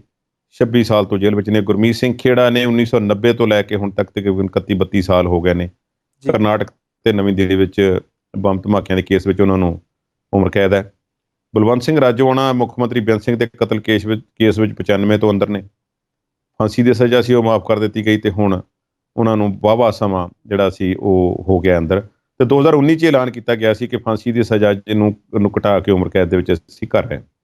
ਜਗਤਾਰ ਸਿੰਘ ਚੰਨ ਤੋਂ 2003 ਤੱਕ ਉਹ ਬੜੈਲ ਜੇਲ੍ਹ ਵਿੱਚ ਸੀ, ਜੇਲ੍ਹ ਤੋੜ ਕੇ ਫਰਾਰ ਹੋ ਗਿਆ ਸੀ। 2005 ਵਿੱਚ ਦੁਬਾਰਾ ਗ੍ਰਿਫਤਾਰ ਹੋ ਗਏ ਤੇ ਉਹਨਾਂ ਨੂੰ 25 ਸਾਲ ਦੇ ਲਾਗੇ ਸਮਾਂ ਜਿਹੜਾ ਟੋਟਲ ਉਹ ਜੇਲ੍ਹ ਦੇ ਵਿੱਚ ਹੋ ਚੁੱਕਾ ਹੈ। ਜਗਤਾਰ ਸਿੰਘ ਤਾਰਾ ਵੀ ਜਿਹੜੇ ਨੇ ਬੇਅੰਤ ਸਿੰਘ ਦੇ ਕਤਲ ਦੇ ਦੋਸ਼ਾਂ ਅਧੀਨ 15 ਸਾਲ ਤੋਂ ਵੱਧ ਸਮੇਂ ਤੋਂ ਜੇਲ੍ਹ ਵਿੱਚ ਬੰਦ ਨੇ। ਲਖਵਿੰਦਰ ਸਿੰਘ ਲੱਕਾ ਵੀ ਇਸੇ ਕੇਸ ਵਿੱਚ ਜਿਹੜੇ ਨੇ ਉਹ 1995 ਤੋਂ ਜੇਲ੍ਹ ਵਿੱਚ ਬੰਦ ਨੇ। ਹੁਣ ਸ਼ਮਸ਼ੇਰ ਸਿੰਘ, ਇਸੇ ਤਰ੍ਹਾਂ ਗੁਰਮੀਤ ਸਿੰਘ, ਇਹ ਬੇਅੰਤ ਸਿੰਘ ਕਤਲ ਕੇਸ ਦੇ ਵਿੱਚ ਹੀ ਇਹ ਬੜੈਲ ਜੇਲ੍ਹ ਵਿੱਚ 1995 ਤੋਂ ਬੰਦ ਨੇ। ਪਰਮਜੀਤ ਸਿੰਘ ਭਿਓਰਾ ਵੀ ਜਿਹੜੇ ਨੇ ਉਹ ਜਿਹੜੇ ਫਰਾਰ ਹੋ ਗਏ ਸੀ ਉਹ ਦੁਬਾਰਾ ਗ੍ਰਿਫਤਾਰ ਕਰ ਲਏ ਗਏ 2006 ਦੇ ਵਿੱਚ, ਉਹ ਵੀ ਅੰਦਰ ਨੇ। ਸੋ ਇਹਨਾਂ ਵਿੱਚੋਂ 2019 ਦੇ ਵਿੱਚ ਭਾਰਤ ਸਰਕਾਰ ਵੱਲੋਂ ਗੁਰਪੁਰਬ ਦੇ ਮੌਕੇ ਤੇ 8 ਕੈਦੀਆਂ ਦੀ ਰਿਹਾਈ ਤੇ ਬਲਵੰਤ ਸਿੰਘ ਰਾਜੋਆਣਾ ਦੀ ਫਾਂਸੀ ਦੀ ਸਜ਼ਾ ਨੂੰ ਉਮਰ ਕੈਦ ਵਿੱਚ ਬਦਲਣ ਦਾ ਨੋਟੀਫਿਕੇਸ਼ਨ ਜਾਰੀ ਕੀਤਾ ਗਿਆ। ਕੋਈ ਤੇ ਕਾਰਵਾਈ ਹੋਈ ਤੇ ਕੋਈ ਤੇ ਪ੍ਰੋਪਰ ਨਹੀਂ ਹੋਈ ਜੀ। ਹੁਣ ਗੱਲ ਇਹ ਬਣ ਰਹੇ ਨੇ ਜਾਂ ਜਿਸ ਤਰ੍ਹਾਂ ਦਾ ਕੰਮਕਾਜ ਕਰਨ ਦਾ ਤਰੀਕਾ ਨਰਿੰਦਰ ਮੋਦੀ ਦਾ ਰਿਹਾ ਹੈ, ਜੇ ਮੈਂ ਉਸ ਨੂੰ ਮੰਨਾਂ ਤੇ ਲੱਗਦਾ ਹੈ ਕਿ ਰਿਹਾਈ ਹੋ ਸਕਦੀ ਹੈ ਜੀ। ਸਾਰਿਆਂ ਦੀ ਨਹੀਂ, ਕੁਝ ਦੀ ਹੋ ਸਕਦੀ ਹੈ। ਜਿਸ ਤਰ੍ਹਾਂ ਸ਼੍ਰੋਮਣੀ ਅਕਾਲੀ ਦਲ ਦੇ ਸੁਖਬੀਰ ਸਿੰਘ ਬਾਦਲ ਵੱਲੋਂ ਗਾ ਕੇ ਇਜ਼ਹਾਰ ਕੀਤਾ ਗਿਆ, ਭਾਵੇਂ ਉਹ ਇੱਕ ਵੱਖਰੀ ਗੱਲ ਹੈ ਕਿ ਜਿਵੇਂ ਵੀ ਸੀ ਜੋ ਵੀ ਸੀ, ਪਰ ਜਿਨ੍ਹਾਂ ਨੇ ਬਹੁਤ ਇੰਨੀਆਂ ਵੱਡੀਆਂ ਸਰਦਾਰੀਆਂ ਭੋਗੀਆਂ ਹੋਣ, ਉਹ ਇਸ ਤਰ੍ਹਾਂ ਪਾਰਲੀਮੈਂਟ ਬਿਲਡਿੰਗਾਂ ਦੇ ਬਾਹਰ ਇਸ ਤਰ੍ਹਾਂ ਪਲੈਕਾਰਡ ਫੜ ਕੇ ਖੜੇ ਹੋਣ, ਕਿਆ ਕਰਦੇ ਹੋ ਤੇ ਗਾ ਕੇ ਵਿਖਾਉਣ ਤੇ ਗ੍ਰਹਿ ਮੰਤਰੀ ਦੇ ਰਸਤੇ ਦੇ ਵਿੱਚ ਉਹਨੂੰ ਰੋਕ ਕੇ ਕਹਿਣ ਕਿ ਰਿਹਾ ਕੀਤਾ ਜਾਵੇ ਤੇ ਉਹ ਮੁਸਕਰਾ ਕੇ ਲੰਘ ਜਾਣ ਉੱਥੋਂ, ਉਹ ਗੱਲ ਤੇ ਹੈ ਨਾ ਕੋਈ ਜੀ। ਇਹ ਕੰਮ ਔਖਾ ਬੜਾ ਉਹਨਾਂ ਨੇ, ਪਰ ਉਹਨਾਂ ਨੇ ਕੀਤਾ, ਚਾਹੇ ਆਪਣੀ ਸੱਤਾ ਪ੍ਰਾਪਤੀ ਲਈ ਕਹਿ ਲਓ, ਜਿਵੇਂ ਵੀ ਕਹਿ ਲਓ, ਕੀਤਾ। ਤੇ ਨਾਲ ਦੀ ਨਾਲ ਆਵਾਜ਼ ਵੀ ਉਹਨਾਂ ਨੇ ਆਪਣੇ ਤੌਰ ਤੇ ਲਗਾਤਾਰ ਉਠਾਈ ਹੈ ਜੀ। ਹੁਣ ਰਾਸ਼ਟਰਪਤੀ ਦੀ ਚੋਣ ਤੇ ਉਪ ਰਾਸ਼ਟਰਪਤੀ ਦੀ ਚੋਣ, ਇਹ ਉਹਨਾਂ ਦੋਨਾਂ ਦੇ ਵਿੱਚ ਅਕਾਲੀ ਦਲ ਵੱਲੋਂ ਜਿਹੜੀ ਹੈ, ਭਾਵੇਂ ਉਹਨਾਂ ਦੀ ਸਿਆਸੀ ਵਜੂਦ ਕਿੰਨਾ ਵੀ ਹੈ, ਨਹੀਂ ਵੀ ਹੈ, ਲੋੜ ਸੀ ਬੀਜੇਪੀ ਨੂੰ, ਭਾਵੇਂ ਨਹੀਂ ਲੋੜ ਸੀ, ਪਰ ਉੱਥੇ ਉਹਨਾਂ ਨੂੰ ਭਾਰਤੀ ਜਨਤਾ ਪਾਰਟੀ ਦੇ ਉਮੀਦਵਾਰ ਨੂੰ ਸਪੋਰਟ ਕੀਤਾ ਗਿਆ। ਦ੍ਰੋਪਦੀ ਮੁਰਮੂ ਨੂੰ ਤਾਂ ਇਹ ਕਹਿ ਕੇ ਸਪੋਰਟ ਕੀਤਾ ਗਿਆ ਕਿ ਕਬਾਇਲੀ ਇਲਾਕੇ ਨਾਲ ਸੰਬੰਧਿਤ ਨੇ, ਪਿਛੜੇ ਹੋਏ ਵਰਗ ਦੇ ਨਾਲ, ਤੇ ਅਸੀਂ ਉਸ ਕੈਂਡੀਡੇਟ ਦੀ ਸਪੋਰਟ ਕਰਦੇ ਹਾਂ ਜੀ। ਜਦ ਕਿ ਜਗਦੀਪ ਧਨਖੜ ਦੇ ਮਾਮਲੇ ਦੇ ਵਿੱਚ ਚੁੱਪਚਾਪ ਸਪੋਰਟ ਕਰ ਦਿੱਤੀ ਗਈ, ਕੁਝ ਵੀ ਜਸਟੀਫਿਕੇਸ਼ਨ ਨਹੀਂ ਦਿੱਤਾ ਗਿਆ। ਚਲੋ ਠੀਕ ਹੈ, ਕਰ ਦਿੱਤੀ ਜਿਹਦੀ ਕਰਨੀ ਸੀ। ਹੁਣ ਗੱਲ ਇਹ ਹੈ ਕਿ ਕੀ ਕੇਂਦਰ ਵੀ ਇਹਨਾਂ ਦੇ ਨਾਲ ਮਿਲ ਕੇ ਮਾੜਾ ਮੋਟਾ ਚੱਲ ਰਿਹਾ? ਲੱਗਦਾ ਹੈ ਕਿਤੇ ਨਾ ਕਿਤੇ। ਕੈਪਟਨ ਅਮਰਿੰਦਰ ਸਿੰਘ, ਜਿਨ੍ਹਾਂ ਦੇ ਬਾਰੇ ਅਕਸਰ ਪੰਜਾਬ 'ਚ ਹੁਣ ਕਹਿ ਦਿੱਤਾ ਜਾਂਦਾ ਹੈ ਕਿ ਜੋ 4.5 ਸਾਲ ਉਹਨਾਂ ਨੇ ਰਾਜ ਕੀਤਾ ਹੈ, ਉਹ ਪ੍ਰੋਕਸੀ ਪੁਲਿਸ ਸੀ। ਸੁਖਬੀਰ ਸਿੰਘ ਬਾਦਲ ਤੇ ਪ੍ਰਕਾਸ਼ ਸਿੰਘ ਬਾਦਲ ਤੇ ਬਿਕਰਮ ਸਿੰਘ ਮਜੀਠੀਆ ਸਾਰੇ ਉਹਨਾਂ ਨਾਲ ਸ਼ਾਮਲ ਸਨ ਤੇ ਸਾਰਿਆਂ ਨਾਲ ਹੱਥ ਮਿਲੇ ਹੋਏ ਸੀ। ਜੀ ਤੇ ਕੈਪਟਨ ਅਮਰਿੰਦਰ ਸਿੰਘ ਜਿੰਨੇ ਹੁਣ ਭਾਜਪਾ ਦੇ ਕਲੋਜ਼ ਨੇ ਤੇ ਚਿੱਠੀ ਸੌਂਪਦੇ ਨੇ ਅਮਿਤ ਸ਼ਾਹ ਨੂੰ ਕਿ ਰਿਹਾਈ ਕਰ ਦਿਓ, ਇਹ ਜ਼ਰੂਰ ਮੈਨੂੰ ਲੱਗਦਾ ਹੈ ਕਿ ਕੁਝ ਨਾ ਕੁਝ ਹੋਵੇਗਾ। ਯੈਸ ਔਰ ਨੋ, ਕੁਝ ਨਾ ਕੁਝ ਹੋਵੇਗਾ, ਜਾਂ ਸਰਕਾਰ ਕਿਸੇ ਵੱਡੇ ਦਿਨ ਦੀ ਉਡੀਕ ਤੱਕ ਇਸ ਨੂੰ ਪੈਂਡਿੰਗ ਰੱਖੇਗੀ, ਜਾਂ ਫਿਰ ਇੱਕ ਨੋਟੀਫਿਕੇਸ਼ਨ ਹੀ ਹੋਵੇਗਾ ਜੋ ਅਸਲ ਵਿੱਚ ਜੋ ਗੱਲਾਂ ਨੇ, ਉਹ ਜੋ ਰਿਹਾਈ ਜਿਹਨਾਂ ਦੀ ਹੋਣੀ ਚਾਹੀਦੀ ਉਹਨਾਂ ਨੂੰ ਨਹੀਂ ਕੀਤਾ ਜਾਵੇਗਾ ਤੇ ਕੁਝ ਹੋਰ ਕੰਮ ਜਿਹੜੇ ਨੇ ਉਹ ਕਰ ਦਿੱਤੇ ਜਾਣਗੇ। ਮੈਨੂੰ ਇਸ ਤਰ੍ਹਾਂ ਲੱਗਦਾ ਕਿ ਕੁਝ ਨਾ ਕੁਝ ਜ਼ਰੂਰ ਹੋਵੇਗਾ। ਸੋ ਬੰਦੀ ਸਿੰਘਾਂ ਦੀ ਰਿਹਾਈ ਦੇ ਮੁੱਦੇ ਤੇ ਸਰਕਾਰ, ਜਿਸ ਵਿੱਚ ਅਕਾਲੀ ਦਲ ਵੀ ਸ਼ਾਮਲ ਹੈ, ਕੈਪਟਨ ਅਮਰਿੰਦਰ ਸਿੰਘ ਵੀ ਸ਼ਾਮਲ ਨੇ, ਹੋਰ ਕੁਝ ਧਿਰਾਂ ਵੀ ਸ਼ਾਮਲ ਨੇ, ਉਹ ਜਿਹੜੀ ਹੈ ਉਹ ਕੁਝ ਨਾ ਕੁਝ ਚੱਲ ਰਿਹਾ ਹੈ। ਜੇ ਅਸੀਂ ਗੱਲ ਕਰੀਏ ਕਿ ਪੰਜਾਬ ਭਾਜਪਾ ਦੇ ਲੀਡਰ ਅਕਸਰ ਕਹਿੰਦੇ ਨੇ ਕਿ ਸਾਨੂੰ ਅਕਾਲੀ ਦਲ ਦੀ ਲੋੜ ਨਹੀਂ ਹੈ, ਇਕੱਲਿਆਂ ਚੋਣ ਲੜਨੀ ਹੈ। ਬਿਹਾਰ ਦੇ ਘਟਨਾਕ੍ਰਮ ਨੇ ਇੱਕ ਵਾਰੀ ਸਾਬਤ ਕਰ ਦਿੱਤਾ ਹੈ ਕਿ ਭਾਵੇਂ ਜਿੰਨੇ ਮਰਜ਼ੀ ਜਿੱਥੇ ਮਰਜ਼ੀ ਸਟਰੋਂਗ ਹੋਈਏ, ਪਰ ਕਦੇ ਵੀ ਕਿਸੇ ਦੀ ਲੋੜ ਪੈ ਸਕਦੀ ਹੈ, ਚਾਹੇ ਉਹਨਾਂ ਕੋਲ 3 ਸੀਟਾਂ ਹੀ ਕਿਉਂ ਨਾ ਹੋਣ। ਬਿਲਕੁਲ। ਸੋ ਅਕਾਲੀ ਦਲ ਉਹਨਾਂ ਦੀ ਗਿਣਤੀ ਵਿੱਚ ਹੈ ਤੇ ਅਕਾਲੀ ਦਲ ਦੀ ਗਿਣਤੀ ਵਿੱਚ ਉਹ ਹਨ। ਜੇ ਇਸ ਤਰ੍ਹਾਂ ਦਾ ਕੁਝ ਹੋ ਜਾਂਦਾ ਹੈ ਤਾਂ ਫਿਰ ਇਹ ਸਿਆਸੀ ਜੋ 9 ਮਾਸ ਦਾ ਰਿਸ਼ਤਾ ਹੈ, ਭਾਵੇਂ ਉਹ ਇੱਕ ਵੱਡੇ ਸਰਜਰੀ ਤੋਂ ਬਾਅਦ ਹੀ ਭਾਵੇਂ ਕਿਉਂ ਨਾ ਇਕੱਠੇ ਹੋਣ, ਇਕੱਠੇ ਹੋਣ ਦੇ ਚਾਂਸ ਬਣਦੇ ਜਾ ਰਹੇ ਨੇ। ਬਿਲਕੁਲ, ਤੁਹਾਡੀ ਗੱਲ ਠੀਕ ਆ। ਜੇਕਰ ਇਹਦਾ ਦੂਸਰਾ ਪੱਖ ਦੇਖੀਏ, ਪੰਜਾਬ ਦੀ ਸਿਆਸਤ ਦੇ ਵਿੱਚ ਜਿਹੜਾ ਇੱਕ ਵੈਕਿਊਮ, ਜਿਹੜਾ ਇੱਕ ਖਲਾਅ ਆਇਆ ਹੈ ਦੋਨੋਂ ਵੱਡੀਆਂ ਪਾਰਟੀਆਂ ਦੇ ਸੱਤਾ ਤੋਂ ਬਾਹਰ ਹੋਣ ਦੇ ਨਾਲ, ਉਸ ਖਲਾਅ ਨੂੰ ਭਰਨ ਲਈ ਵੀ ਬੀਜੇਪੀ ਲਈ ਪੰਜਾਬ ਦੇ ਮੁੱਦਿਆਂ ਨੂੰ ਥੋੜ੍ਹਾ ਜਿਹਾ ਨਰਮੀ ਨਾਲ ਪੇਸ਼ ਹੋਣਾ ਜ਼ਰੂਰੀ ਹੈ। ਅਤੇ ਉਸ ਮਸਲੇ ਦੇ ਲਈ ਉਹਨਾਂ ਨੇ ਦਿੱਲੀ ਦੇ ਇੱਕ ਵੱਡੇ ਅਕਾਲੀ ਆਗੂ ਨੂੰ ਆਪਣੇ ਵਾਲੇ ਪਾਸੇ ਕਰ ਲਿਆ ਅਤੇ ਅੱਜ ਕਿਹਾ ਜਾ ਰਿਹਾ ਕਿ ਪੰਜਾਬ ਦੇ ਵਿੱਚ ਬੀਜੇਪੀ ਵਾਲੇ ਪਾਸਿਓਂ ਜੋ ਕੁਝ ਵੀ ਹੋ ਰਿਹਾ, ਚਾਹੇ ਕੋਈ ਇੱਧਰੋਂ ਉੱਧਰ ਸ਼ਾਮਲ ਹੋ ਰਿਹਾ ਅਤੇ ਚਾਹੇ ਹੋਰ ਕੋਈ ਵੀ ਗੱਲਬਾਤ ਜਿਹੜੀ ਉਹ ਸਿਰੇ ਚੜ੍ਹਦੀ ਹੈ, ਉਹ ਸਿਰਸਾ ਸਾਹਿਬ ਵਾਲੇ ਪਾਸਿਓਂ ਹੀ ਹੋ ਕੇ ਜਾਂਦੀ ਆ। ਹੋ ਸਕਦਾ ਤੁਹਾਡੀ ਗੱਲ ਆਉਣ ਵਾਲੇ ਦਿਨਾਂ ਦੇ ਵਿੱਚ ਇਹ ਜਿਹੜੀ ਆ ਉਹ ਕਾਰਗਰ ਸਾਬਤ ਹੋਵੇ, ਕਿਉਂਕਿ ਤੁਸੀਂ ਵੀ, ਤੁਹਾਡੇ ਸੂਤਰ ਵੀ ਕਾਫੀ ਗੱਲਾਂ ਸਹੀ ਦੱਸਦੇ ਨੇ।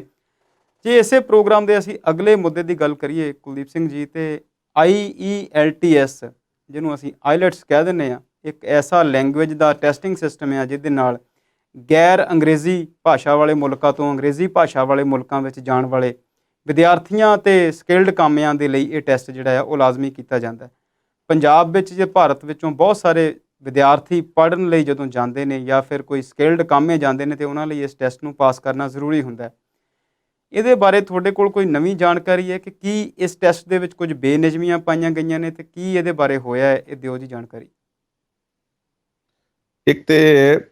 ਇੱਕ ਇਸੇ ਤਰ੍ਹਾਂ ਦਾ ਪੁਰਾਣਾ ਟੈਸਟ ਹੋਇਆ ਕਰਦਾ ਸੀ, ਟੋਇਫਲ ਜਿਸ ਨੂੰ ਆਖਦੇ ਸੀ, test of English as a foreign language. ਜੀ, ਪਹਿਲਾਂ ਉਹ ਹੋਇਆ ਕਰਦਾ ਸੀ, ਇੰਗਲਿਸ਼ ਦਾ ਸਟੈਂਡਰਡ ਤੈਅ ਕਰ ਦਿੰਦਾ ਸੀ ਤੁਹਾਡਾ ਉਹ ਟੈਸਟ ਦਾ ਆਪਣਾ ਮਿਆਰ ਸੀ। ਫਿਰ ਇਹ ਨਵਾਂ ਆਇਆ ਜਿਸ ਨੂੰ ਅੱਜ ਕੱਲ੍ਹ ਦੇ ਵਿਦਿਆਰਥੀ ਜਿਹੜੇ ਨੇ, ਜਿਨ੍ਹਾਂ ਦੇ ਚੰਗੇ ਸਕੋਰ ਆ ਜਾਂਦੇ ਨੇ, ਉਹ ਆਇਲਸ ਕਹਿੰਦੇ ਨੇ, ਆਇਲਸ ਜੀ। ਤੇ ਜਿਹੜੇ ਮੇਰੇ ਵਰਗੇ ਜਿਹੜੇ ਘੱਟ ਨੰਬਰਾਂ ਵਾਲੇ ਹੁੰਦੇ ਨੇ, ਉਹ ਕਹਿੰਦੇ ਆਇਲਟਸ।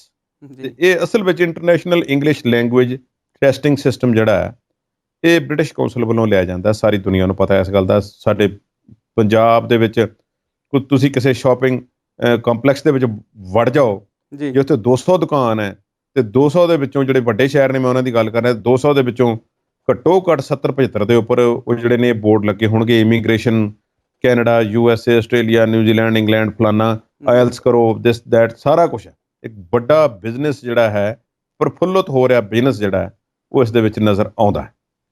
ਹੁਣ ਇਸ ਦੇ ਨਾਲ ਫਿਰ ਜਦੋਂ ਇੰਨੀ ਜ਼ਿਆਦਾ ਕਿਸੇ ਚੀਜ਼ ਦੀ ਡਿਮਾਂਡ ਹੋਵੇ, ਜਿਵੇਂ ਅਕਸਰ ਕਹਿ ਦਿੱਤਾ ਜਾਂਦਾ ਕਿ ਜਦੋਂ ਕਿਸੇ ਖਿੱਤੇ ਦੇ ਵਿੱਚ, ਦੁਨੀਆ ਦੇ ਵਿੱਚ ਆਰਥਿਕ ਖੁਸ਼ਹਾਲੀ ਆਉਂਦੀ ਤੇ ਨਾਲ ਦੀ ਨਾਲ ਕ੍ਰਾਈਮ ਵੀ ਉਹਨਾਂ ਵੱਧਦਾ ਹੈ। ਬਿਲਕੁਲ। ਹੁਣ ਇਸ ਦੀ ਇੰਨੀ ਜ਼ਿਆਦਾ ਇਹਦਾ ਆਇਲਸ ਦਾ ਪਸਾਰਾ ਹੋਣਾ, ਤੇ ਹਰ ਨੌਜਵਾਨ ਮੈਂ ਆਇਲਸ ਕਰ ਰਿਹਾ, ਤੇ ਉਹ ਫਿਰ ਜਦੋਂ ਉਹ ਕਿਸੇ ਪਾਸੇ ਗੱਲ ਨਿਕਲਦੀ ਹੈ ਤੇ ਕੁਝ ਨਾ ਕੁਝ ਵਿੱਚ ਮਾੜੀਆਂ ਚੰਗੀਆਂ ਗੱਲਾਂ ਵੀ ਹੁੰਦੀਆਂ ਨੇ। ਪੰਜਾਬ ਵਿੱਚ ਇੱਕ ਵਾਰੀ ਨਹੀਂ, ਲੁਧਿਆਣੇ ਦੇ ਵਿੱਚ, ਅੰਮ੍ਰਿਤਸਰ ਦੇ ਵਿੱਚ, ਪਟਿਆਲੇ ਦੇ ਵਿੱਚ ਜਿਹੜੇ ਨੇ ਬਹੁਤ ਸਾਰੇ ਕੇਸ ਆਏ ਜਿਸ ਵਿੱਚ ਇਸ ਤਰ੍ਹਾਂ ਦੀਆਂ ਬੇਨਿਯਮੀਆਂ ਪਾਈਆਂ ਗਈਆਂ। ਸਾਬੋਟਾਜ ਕਰਨ ਦੀ ਟਰਾਈ ਕੀਤੀ ਗਈ, ਨੰਬਰਸ ਵਗੈਰਾ ਨੂੰ ਲੈ ਕੇ, ਅੰਦਰ ਖਾਤੇ ਕੋਈ ਸਾਂਝ ਕਰਕੇ, ਜਾਂ ਫਿਰ ਇਸ ਤਰ੍ਹਾਂ ਦੇ ਕੈਂਡੀਡੇਟ ਤਿਆਰ ਕੀਤੇ ਗਏ ਜਿਹੜੇ ਅੰਗਰੇਜ਼ੀ ਵਿੱਚ ਮੁਹਾਰਤ ਰੱਖਦੇ ਸੀ। ਉਹਨਾਂ ਦੀ ਫੋਟੋ ਵਗੈਰਾ ਅਦਲੀ ਬਦਲੀ ਪਾਸਪੋਰਟ ਨਾਲ ਮੈਚ ਕਰਕੇ, ਇਹਨਾਂ ਲੰਬੀ ਪਲੈਨਿੰਗ ਕਰਕੇ ਫਿਰ ਉਹਨਾਂ ਨੂੰ ਇੱਕ ਕੈਂਡੀਡੇਟ ਨੂੰ ਤੇ ਉਹਨਾਂ ਨੂੰ ਐਗਜ਼ਾਮ ਦੇਣ ਦਾ 30 ਤੋਂ ਲੈ ਕੇ 70,000 ਰੁਪਏ ਤੱਕ ਦੀ ਆਫਰ ਕੀਤੀ ਗਈ ਕਿ ਤੁਸੀਂ ਆ ਸਾਡੀ ਜਗ੍ਹਾ ਤੇ ਬੈਠ ਕੇ ਦੇਣਾ ਐਗਜ਼ਾਮ। ਫਿਰ ਉਹ ਫੜੇ ਗਏ, ਸਜ਼ਾਵਾਂ ਭੁਗਤ ਰਹੇ ਨੇ, ਕੇਸ ਚੱਲ ਰਹੇ ਨੇ, ਬਹੁਤ ਬੰਦੇ ਜਿਹੜੇ ਨੇ ਇਸ ਤਰ੍ਹਾਂ ਫੜੇ ਗਏ ਨੇ। ਔਰ ਇਹ ਕਿੱਥੇ ਕਿੱਥੇ ਨਹੀਂ ਹੁੰਦਾ, ਚੀਨ ਦੇ ਵਿੱਚ ਵੀ ਇਸ ਤਰ੍ਹਾਂ ਦੀਆਂ ਘਟਨਾਵਾਂ ਵੇਖਣ ਨੂੰ ਮਿਲੀਆਂ ਨੇ। ਪਰ ਆਮ ਤੌਰ ਤੇ ਕੁਝ ਇੱਕ ਸੂਬੇ ਜਿਹੜੇ ਨੇ ਉਹਨਾਂ ਨੂੰ ਮੰਨਿਆ ਜਾਂਦਾ, ਆਮ ਤੌਰ ਤੇ ਅਸੀਂ ਕਹਿੰਦੇ ਕਿ ਸਾਊਥ ਵਾਲੇ ਜੀ ਇੰਗਲਿਸ਼ ਬਹੁਤ ਵਧੀਆ ਬੋਲ ਲੈਂਦੇ ਆ। ਜੀ ਬਹੁਤ ਵਧੀਆ ਮੈਂ ਨਹੀਂ ਕਹਿ ਸਕਦਾ, ਉਹਨਾਂ ਦੇ ਪ੍ਰੋਨੰਸੀਏਸ਼ਨ ਬਹੁਤ ਸਾਰੇ ਲਫ਼ਜ਼ਾਂ ਦੇ ਜਿਹੜੇ ਨੇ ਬੜੇ ਅਜੀਬ, ਪਰ ਪੰਜਾਬੀ ਵੀ ਜਿਵੇਂ ਕਿਵੇਂ ਕੰਮ ਤਾਂ ਚਲਾ ਹੀ ਲੈਂਦੇ ਨੇ ਨਾ ਕਿ ਬਿਲਕੁਲ। ਹਮਕੋ ਤੁਮਕੋ ਕਰਕੇ, ਤੇ ਉਹ ਗੱਲ ਤੇ ਬਣ ਜਾਂਦੀ ਹੈ। ਪਰ ਤੁਹਾਨੂੰ ਪਿੱਛੇ ਜਿਹਾ ਯਾਦ ਹੋਵੇਗਾ ਕਿ ਅਮਰੀਕਾ ਦੇ ਵਿੱਚ ਇੱਕ ਬਾਰਡਰ ਕ੍ਰਾਸ ਕਰਨ ਦੇ ਕੈਨੇਡਾ ਦੇ ਵਿੱਚੋਂ ਕੋਸ਼ਿਸ਼ ਦੇ ਵਿੱਚ ਗੁਜਰਾਤੀ ਪਰਿਵਾਰ ਦੀਆਂ ਲਾਸ਼ਾਂ ਮਿਲੀਆਂ ਸੀ। ਜੀ ਗੁਜਰਾਤ ਦੇ ਲੋਕ ਵੀ ਕਿਸ ਤਰ੍ਹਾਂ ਬਾਹਰ ਜਾਣ ਲਈ ਤਰਲੋ ਮੱਛੀ ਹੋ ਰਹੇ ਨੇ, ਇਸ ਦੀ ਇੱਕ ਐਗਜ਼ਾਮਪਲ ਅਮਰੀਕਾ ਦੇ ਵਿੱਚ ਸਾਹਮਣੇ ਆਈ ਹੈ। 4 ਗੁਜਰਾਤੀ ਨੌਜਵਾਨ ਫੜੇ ਨੇ ਜੋ ਕੈਨੇਡਾ ਦੇ ਇੱਕ ਹਿੱਸੇ ਦੇ ਵਿੱਚੋਂ ਦੀ ਹੋ ਕੇ ਅਮਰੀਕਾ ਵਿੱਚ ਦਾਖਲ ਹੋਣ ਲਈ ਅਸਾਈਲਮ ਲੈ ਕੇ ਤੇ ਉੱਥੇ ਪੱਕੇ ਹੋਣ ਦੇ ਕੋਸ਼ਿਸ਼ ਦੇ ਵਿੱਚ ਸੇਂਟ ਰੇਗਸ ਰਿਵਰ ਜਿਹੜੀ ਹੈ ਉਸ ਦੇ ਵਿੱਚੋਂ ਦੀ ਉਹ ਲੰਘਣ ਦੀ ਕੋਸ਼ਿਸ਼ ਕਰ ਰਹੇ ਸੀ। ਤੇ ਜਦੋਂ ਉਹਨਾਂ ਦੀ ਕਿਸ਼ਤੀ ਪਲਟ ਗਈ, ਜੀ ਕਿਸ਼ਤੀ ਪਲਟਦੀ ਹੈ ਤੇ ਅਮਰੀਕਾ ਦੇ ਜਿਹੜੇ ਰੈਸਕਿਊ ਵਾਲੇ ਨੇ ਉਹਨਾਂ ਨੂੰ ਬਚਾਉਂਦੇ ਨੇ, ਅਖੀਰ ਉਹ ਪੁਲਿਸ ਦੇ ਹਵਾਲੇ ਜਾਂਦੇ ਨੇ। ਤੇ ਜਦੋਂ ਉਹਨਾਂ ਕੋਲੋਂ ਪੁਲਿਸ ਨੇ ਪੁੱਛਗਿੱਛ ਕਰਨੀ ਸ਼ੁਰੂ ਕੀਤੀ ਅੰਗਰੇਜ਼ੀ ਦੇ ਵਿੱਚ, ਤੇ ਉਹ ਕੋਈ ਜਵਾਬ ਨਾ ਦੇ ਸਕੇ। ਜੀ ਉਹ ਕੋਈ ਜਵਾਬ ਕਹਿੰਦੇ ਜੀ ਨੋ ਇੰਗਲਿਸ਼, ਨੋ ਇੰਗਲਿਸ਼, ਨੋ ਇੰਗਲਿਸ਼। ਫਿਰ ਹਿੰਦੀ ਜਾਂ ਗੁਜਰਾਤੀ ਦਾ ਇੱਕ ਦੁਭਾਸ਼ੀਆ ਜਾਂ ਟਰਾਂਸਲੇਟਰ ਬੁਲਾ ਕੇ ਉਹਨਾਂ ਨਾਲ ਗੱਲਬਾਤ ਕੀਤੀ ਗਈ ਤੇ ਉਹਨਾਂ ਨੇ ਕਿਹਾ ਕਿ ਅਸੀਂ ਅਮਰੀਕਾ ਵਿੱਚ ਸੈੱਟ ਹੋਣ ਖਾਤਰ ਅਸੀਂ ਆਇਲਸ ਦੇ ਅਸੀਂ ਨਕਲੀ ਸਰਟੀਫਿਕੇਟ ਲੈ ਕੇ ਆਏ ਹਾਂ। ਜੀ ਔਰ ਲੱਖਾਂ ਰੁਪਏ ਉਹਨਾਂ ਨੇ ਖਰਚੇ ਨੇ। ਇਸ ਤਰ੍ਹਾਂ ਦੇ ਕੇਸ ਪੰਜਾਬ ਵਿੱਚ ਵੀ ਆਏ ਨੇ। ਕਈ ਲੋਕਾਂ ਨੇ ਕੇਸ ਦਰਜ ਕਰਾਏ ਨੇ ਕਿ ਸਾਡੇ ਕੋਲੋਂ 6 ਲੱਖ ਤੱਕ ਰੁਪਏ ਜਿਹੜੇ ਸੀ ਉਹ ਆਇਲਸ ਦੇ ਜਿਹੜਾ ਸੀ ਐਗਜ਼ਾਮ ਦੇ ਵਿੱਚ ਚੰਗੇ ਨੰਬਰਾਂ ਵਾਸਤੇ ਸਾਡੇ ਕੋਲੋਂ ਬਟੋਰ ਲੈ ਗਏ। ਉਹਨਾਂ ਤੇ ਕੇਸ ਦਰਜ ਹੋਏ ਨੇ, ਭੁਗਤ ਰਹੇ ਨੇ ਲੋਕ। ਬਣਿਆ ਕੁਝ ਨਹੀਂ ਜਾਂ ਨਹੀਂ ਬਣੇਗਾ ਇਹ ਨਹੀਂ ਪਤਾ, ਸਜ਼ਾ ਹੋ ਵੀ ਸਕਦੀ ਹੈ। ਪਰ ਜੀ ਗੁਜਰਾਤ ਦੇ ਵਿੱਚੋਂ ਇਹ ਜਿਹੜੇ ਨੌਜਵਾਨ ਫੜੇ ਗਏ, 2 ਅੱਖਰ ਵੀ ਜੱਜ ਦੇ ਸਾਹਮਣੇ ਉਹ ਅੰਗਰੇਜ਼ੀ ਦੇ ਵਿੱਚ ਬੋਲ ਨਾ ਸਕੇ ਤੇ ਉਹਨਾਂ ਦੇ ਆਇਲਸ ਦੇ 8 ਬੈਂਡ ਦੱਸੇ ਗਏ। ਜੀ 8 ਬੈਂਡ ਅਮਰੀਕਾ ਦੇ ਵਿੱਚ ਔਰ ਇਹਨਾਂ ਚਾਰਾਂ ਕੋਲ ਇਸ ਆਇਲਸ ਦੇ ਨਕਲੀ ਸਰਟੀਫਿਕੇਟ ਦੇ 8 ਬੈਂਡਾਂ ਵਾਲੇ ਨਕਲੀ ਸਰਟੀਫਿਕੇਟਸ ਤੋਂ ਬਿਨਾਂ ਇੱਕ ਵੀ ਹੋਰ ਸਰਟੀਫਿਕੇਟ ਨਹੀਂ ਸੀ ਜਿਸ ਵਿੱਚੋਂ ਸਾਬਤ ਹੋ ਸਕੇ ਕਿ ਕਿਤੇ ਸਕੂਲ ਵੀ ਗਏ ਨੇ ਕਿ ਨਹੀਂ ਗਏ, ਜੀ ਕਿ ਉਹਨਾਂ ਨੇ 8ਵੀਂ ਵੀ ਪਾਸ ਕੀਤੀ ਹੋਈ ਆ, 5ਵੀਂ ਵੀ ਕੀਤੀ ਆ, ਮੈਟ੍ਰਿਕ ਵੀ ਕੀਤੀ ਆ। ਕੋਈ ਸਬੂਤ ਨਹੀਂ ਸੀ। ਫਿਰ ਇਹਨਾਂ ਨੂੰ ਜੋ ਅੰਗਰੇਜ਼ੀ ਨਹੀਂ ਸੀ ਬੋਲਦੇ, ਫਿਰ ਭਾਰਤ ਦੇ ਹਾਈ ਕਮਿਸ਼ਨ ਦੇ ਹਵਾਲੇ ਕੀਤਾ ਗਿਆ ਤੇ ਹੁਣ ਭਾਰਤੀ ਹਾਈ ਕਮਿਸ਼ਨ ਨੇ ਮਹਿਸਾਣਾ ਗੁਜਰਾਤ ਦੇ ਵਿੱਚ ਇੱਕ ਇਲਾਕਾ ਹੈ, ਉੱਥੇ ਦੀ ਪੁਲਿਸ ਨੂੰ ਨੋਟੀਫਾਈ ਕੀਤਾ ਕਿ ਇਹ ਭਾਈ ਫੜੋ, ਕੌਣ ਲੋਕ ਨੇ ਜਿਹੜੇ ਸੀ ਉਹ ਇਸ ਤਰ੍ਹਾਂ ਇਹਨਾਂ ਨੂੰ ਸਰਟੀਫਿਕੇਟ ਜਿਹੜੇ ਨੇ ਦੇ ਰਹੇ ਨੇ ਤੇ ਕਿੰਨੇ ਲੋਕਾਂ ਨੂੰ ਹੁਣ ਤੱਕ ਦਿੱਤੇ ਜਾ ਚੁੱਕੇ ਨੇ। ਖੈਰ ਜਦੋਂ ਅੰਤਰਰਾਸ਼ਟਰੀ ਮੁੱਦਿਆਂ ਦੀ ਗੱਲ ਆਉਂਦੀ ਤੇ ਸਰਕਾਰਾਂ ਕਈ ਵਾਰੀ ਫਿਰ ਆਪਣੀ ਸਾਖ ਬਚਾਉਣ ਲਈ ਕਈ ਵਾਰੀ ਫਿਰ ਮਾੜਾ ਮੋਟਾ ਉਹਲਾ ਰੱਖ ਵੀ ਲੈਂਦੀਆਂ ਨੇ, ਪਰ ਬਹੁਤ ਮਾੜੀ ਗੱਲ ਹੈ। ਮੈਂ ਸਮਝਦਾ ਕਿ ਆਇਲਸ ਕਰਕੇ ਤੁਸੀਂ ਹਾਇਰ ਸਟੱਡੀਜ਼ ਲਈ ਬੈਟਰ ਫਿਊਚਰ ਲਈ ਤੁਸੀਂ ਜਾਓ ਜਿੱਥੇ ਵੀ ਜਾਣਾ, ਪਰ ਸਿਸਟਮ ਨੂੰ ਜਦੋਂ ਬਾਈਪਾਸ ਕਰਨ ਵਾਲੇ ਲੋਕ ਬਾਕੀਆਂ ਦੇ ਰਸਤੇ ਵੀ ਬੰਦ ਕਰਦੇ ਨੇ ਫਿਰ ਸਾਡਾ ਸੋਚਣਾ ਬਣਦਾ। ਪਰ ਮੈਂ ਇਹ ਗੱਲ ਇਸ ਕਰਕੇ ਵੀ ਕੀਤੀ ਹੈ ਕਿ ਪੰਜਾਬੀ ਨਹੀਂ ਇਕੱਲੇ ਇਸ ਮਾਮਲੇ ਦੇ ਵਿੱਚ, ਹੋਰ ਵੀ ਬਹੁਤ ਸਾਰੇ ਹਨ ਜੋ ਇਸ ਮਾਮਲੇ ਦੇ ਵਿੱਚ ਮਾੜਾ ਮੋਟਾ ਝੂਠ ਤੇ ਚਲੋ ਮੈਂ ਸਮਝਦਾ ਕਿ ਕਈ ਵਾਰੀ ਕੋਈ ਕਰ ਸਕਦਾ ਹੈ ਕਿ ਕਿਸੇ ਦੇ ਉਹ 5-6 ਉਸਨੂੰ ਆਉਣੇ ਚਾਹੀਦੇ ਸੀ ਤੇ 7 ਆ ਗਏ ਕਿਸੇ ਨਾ ਕਿਸੇ ਤਰੀਕੇ, ਜਾਂ ਉਸਨੂੰ ਕੁਐਸਚਨ ਪੇਪਰ ਲੀਕ ਹੋ ਗਏ ਜਾਂ ਥੋੜਾ ਬਹੁਤਾ ਮਾੜਾ ਮੋਟਾ ਫਿਕਸੇਸ਼ਨ ਹੋ ਗਈ, ਪਰ ਇਹ ਇੱਕ ਅੱਖਰ ਵੀ ਅੰਗਰੇਜ਼ੀ ਦਾ ਨਾ ਆਉਣਾ ਤੇ 8 ਬੈਂਡ ਬੜੀ ਅਜੀਬੋ-ਗਰੀਬ ਗੱਲ ਹੈ। ਜੀ ਜਦੋਂ ਫਿਰ ਗੱਲਾਂ ਦਾ ਕੜਾਹ ਬਣਨਾ ਤੇ ਮਿੱਠਾ ਫਿਰ ਘੱਟ ਕਿਉਂ ਪਾਉਣਾ, ਜਦੋਂ ਪੈਸੇ ਦੇ ਕੇ ਕੰਮ ਕਰਾਉਣੇ ਫਿਰ 5-6 ਕਿਉਂ ਲੈਣੇ। ਪਰ ਤੁਹਾਡੀ ਗੱਲ ਬਿਲਕੁਲ ਠੀਕ ਹੈ, ਅਸੀਂ ਹਰ ਕੰਮ ਦੇ ਲਈ ਜੁਗਾੜ ਜਾਂ ਫਿਰ ਕੋਈ ਨਾ ਕੋਈ ਬਾਈਪਾਸ ਵਾਲਾ ਤਰੀਕਾ ਲੱਭ ਲੈਂਦੇ ਹਾਂ ਜਿਹੜਾ ਓੜਕ ਨੂੰ ਕਦੇ ਨਾ ਕਦੇ ਜਦੋਂ ਵੀ ਕਦੇ ਸਾਹਮਣੇ ਆਉਂਦਾ ਤੇ ਫਿਰ ਨਮੋਸ਼ੀ ਵੀ ਲਿਆਉਂਦਾ ਹੈ, ਆਰਥਿਕ ਨੁਕਸਾਨ ਵੀ, ਤੇ ਉਹਦੇ ਨਾਲ ਦੀ ਨਾਲ ਸਜ਼ਾਵਾਂ ਤੱਕ ਵੀ ਗੱਲ ਜਾਂਦੀ ਹੈ। ਕੁਲਦੀਪ ਸਿੰਘ ਹੀਰ ਜੀ, ਕਾਫੀ ਗੱਲਾਂ ਅਸੀਂ ਕਰ ਲਈਆਂ, ਅਗਲੇ ਮੁੱਦਿਆਂ ਤੇ ਗੱਲ ਅਗਲੀ ਵਾਰ ਕਰਾਂਗੇ ਤੇ ਆਸ ਕਰਦੇ ਹਾਂ ਕਿ ਦਰਸ਼ਕਾਂ ਨੂੰ ਸਾਡਾ ਇਹ ਪ੍ਰੋਗਰਾਮ ਪਸੰਦ ਆਵੇਗਾ। ਇਜਾਜ਼ਤ ਲੈਂਦੇ ਹਾਂ ਦਰਸ਼ਕਾਂ ਕੋਲੋਂ। ਸਤਿ ਸ਼੍ਰੀ ਅਕਾਲ ਜੀ, ਧੰਨਵਾਦ।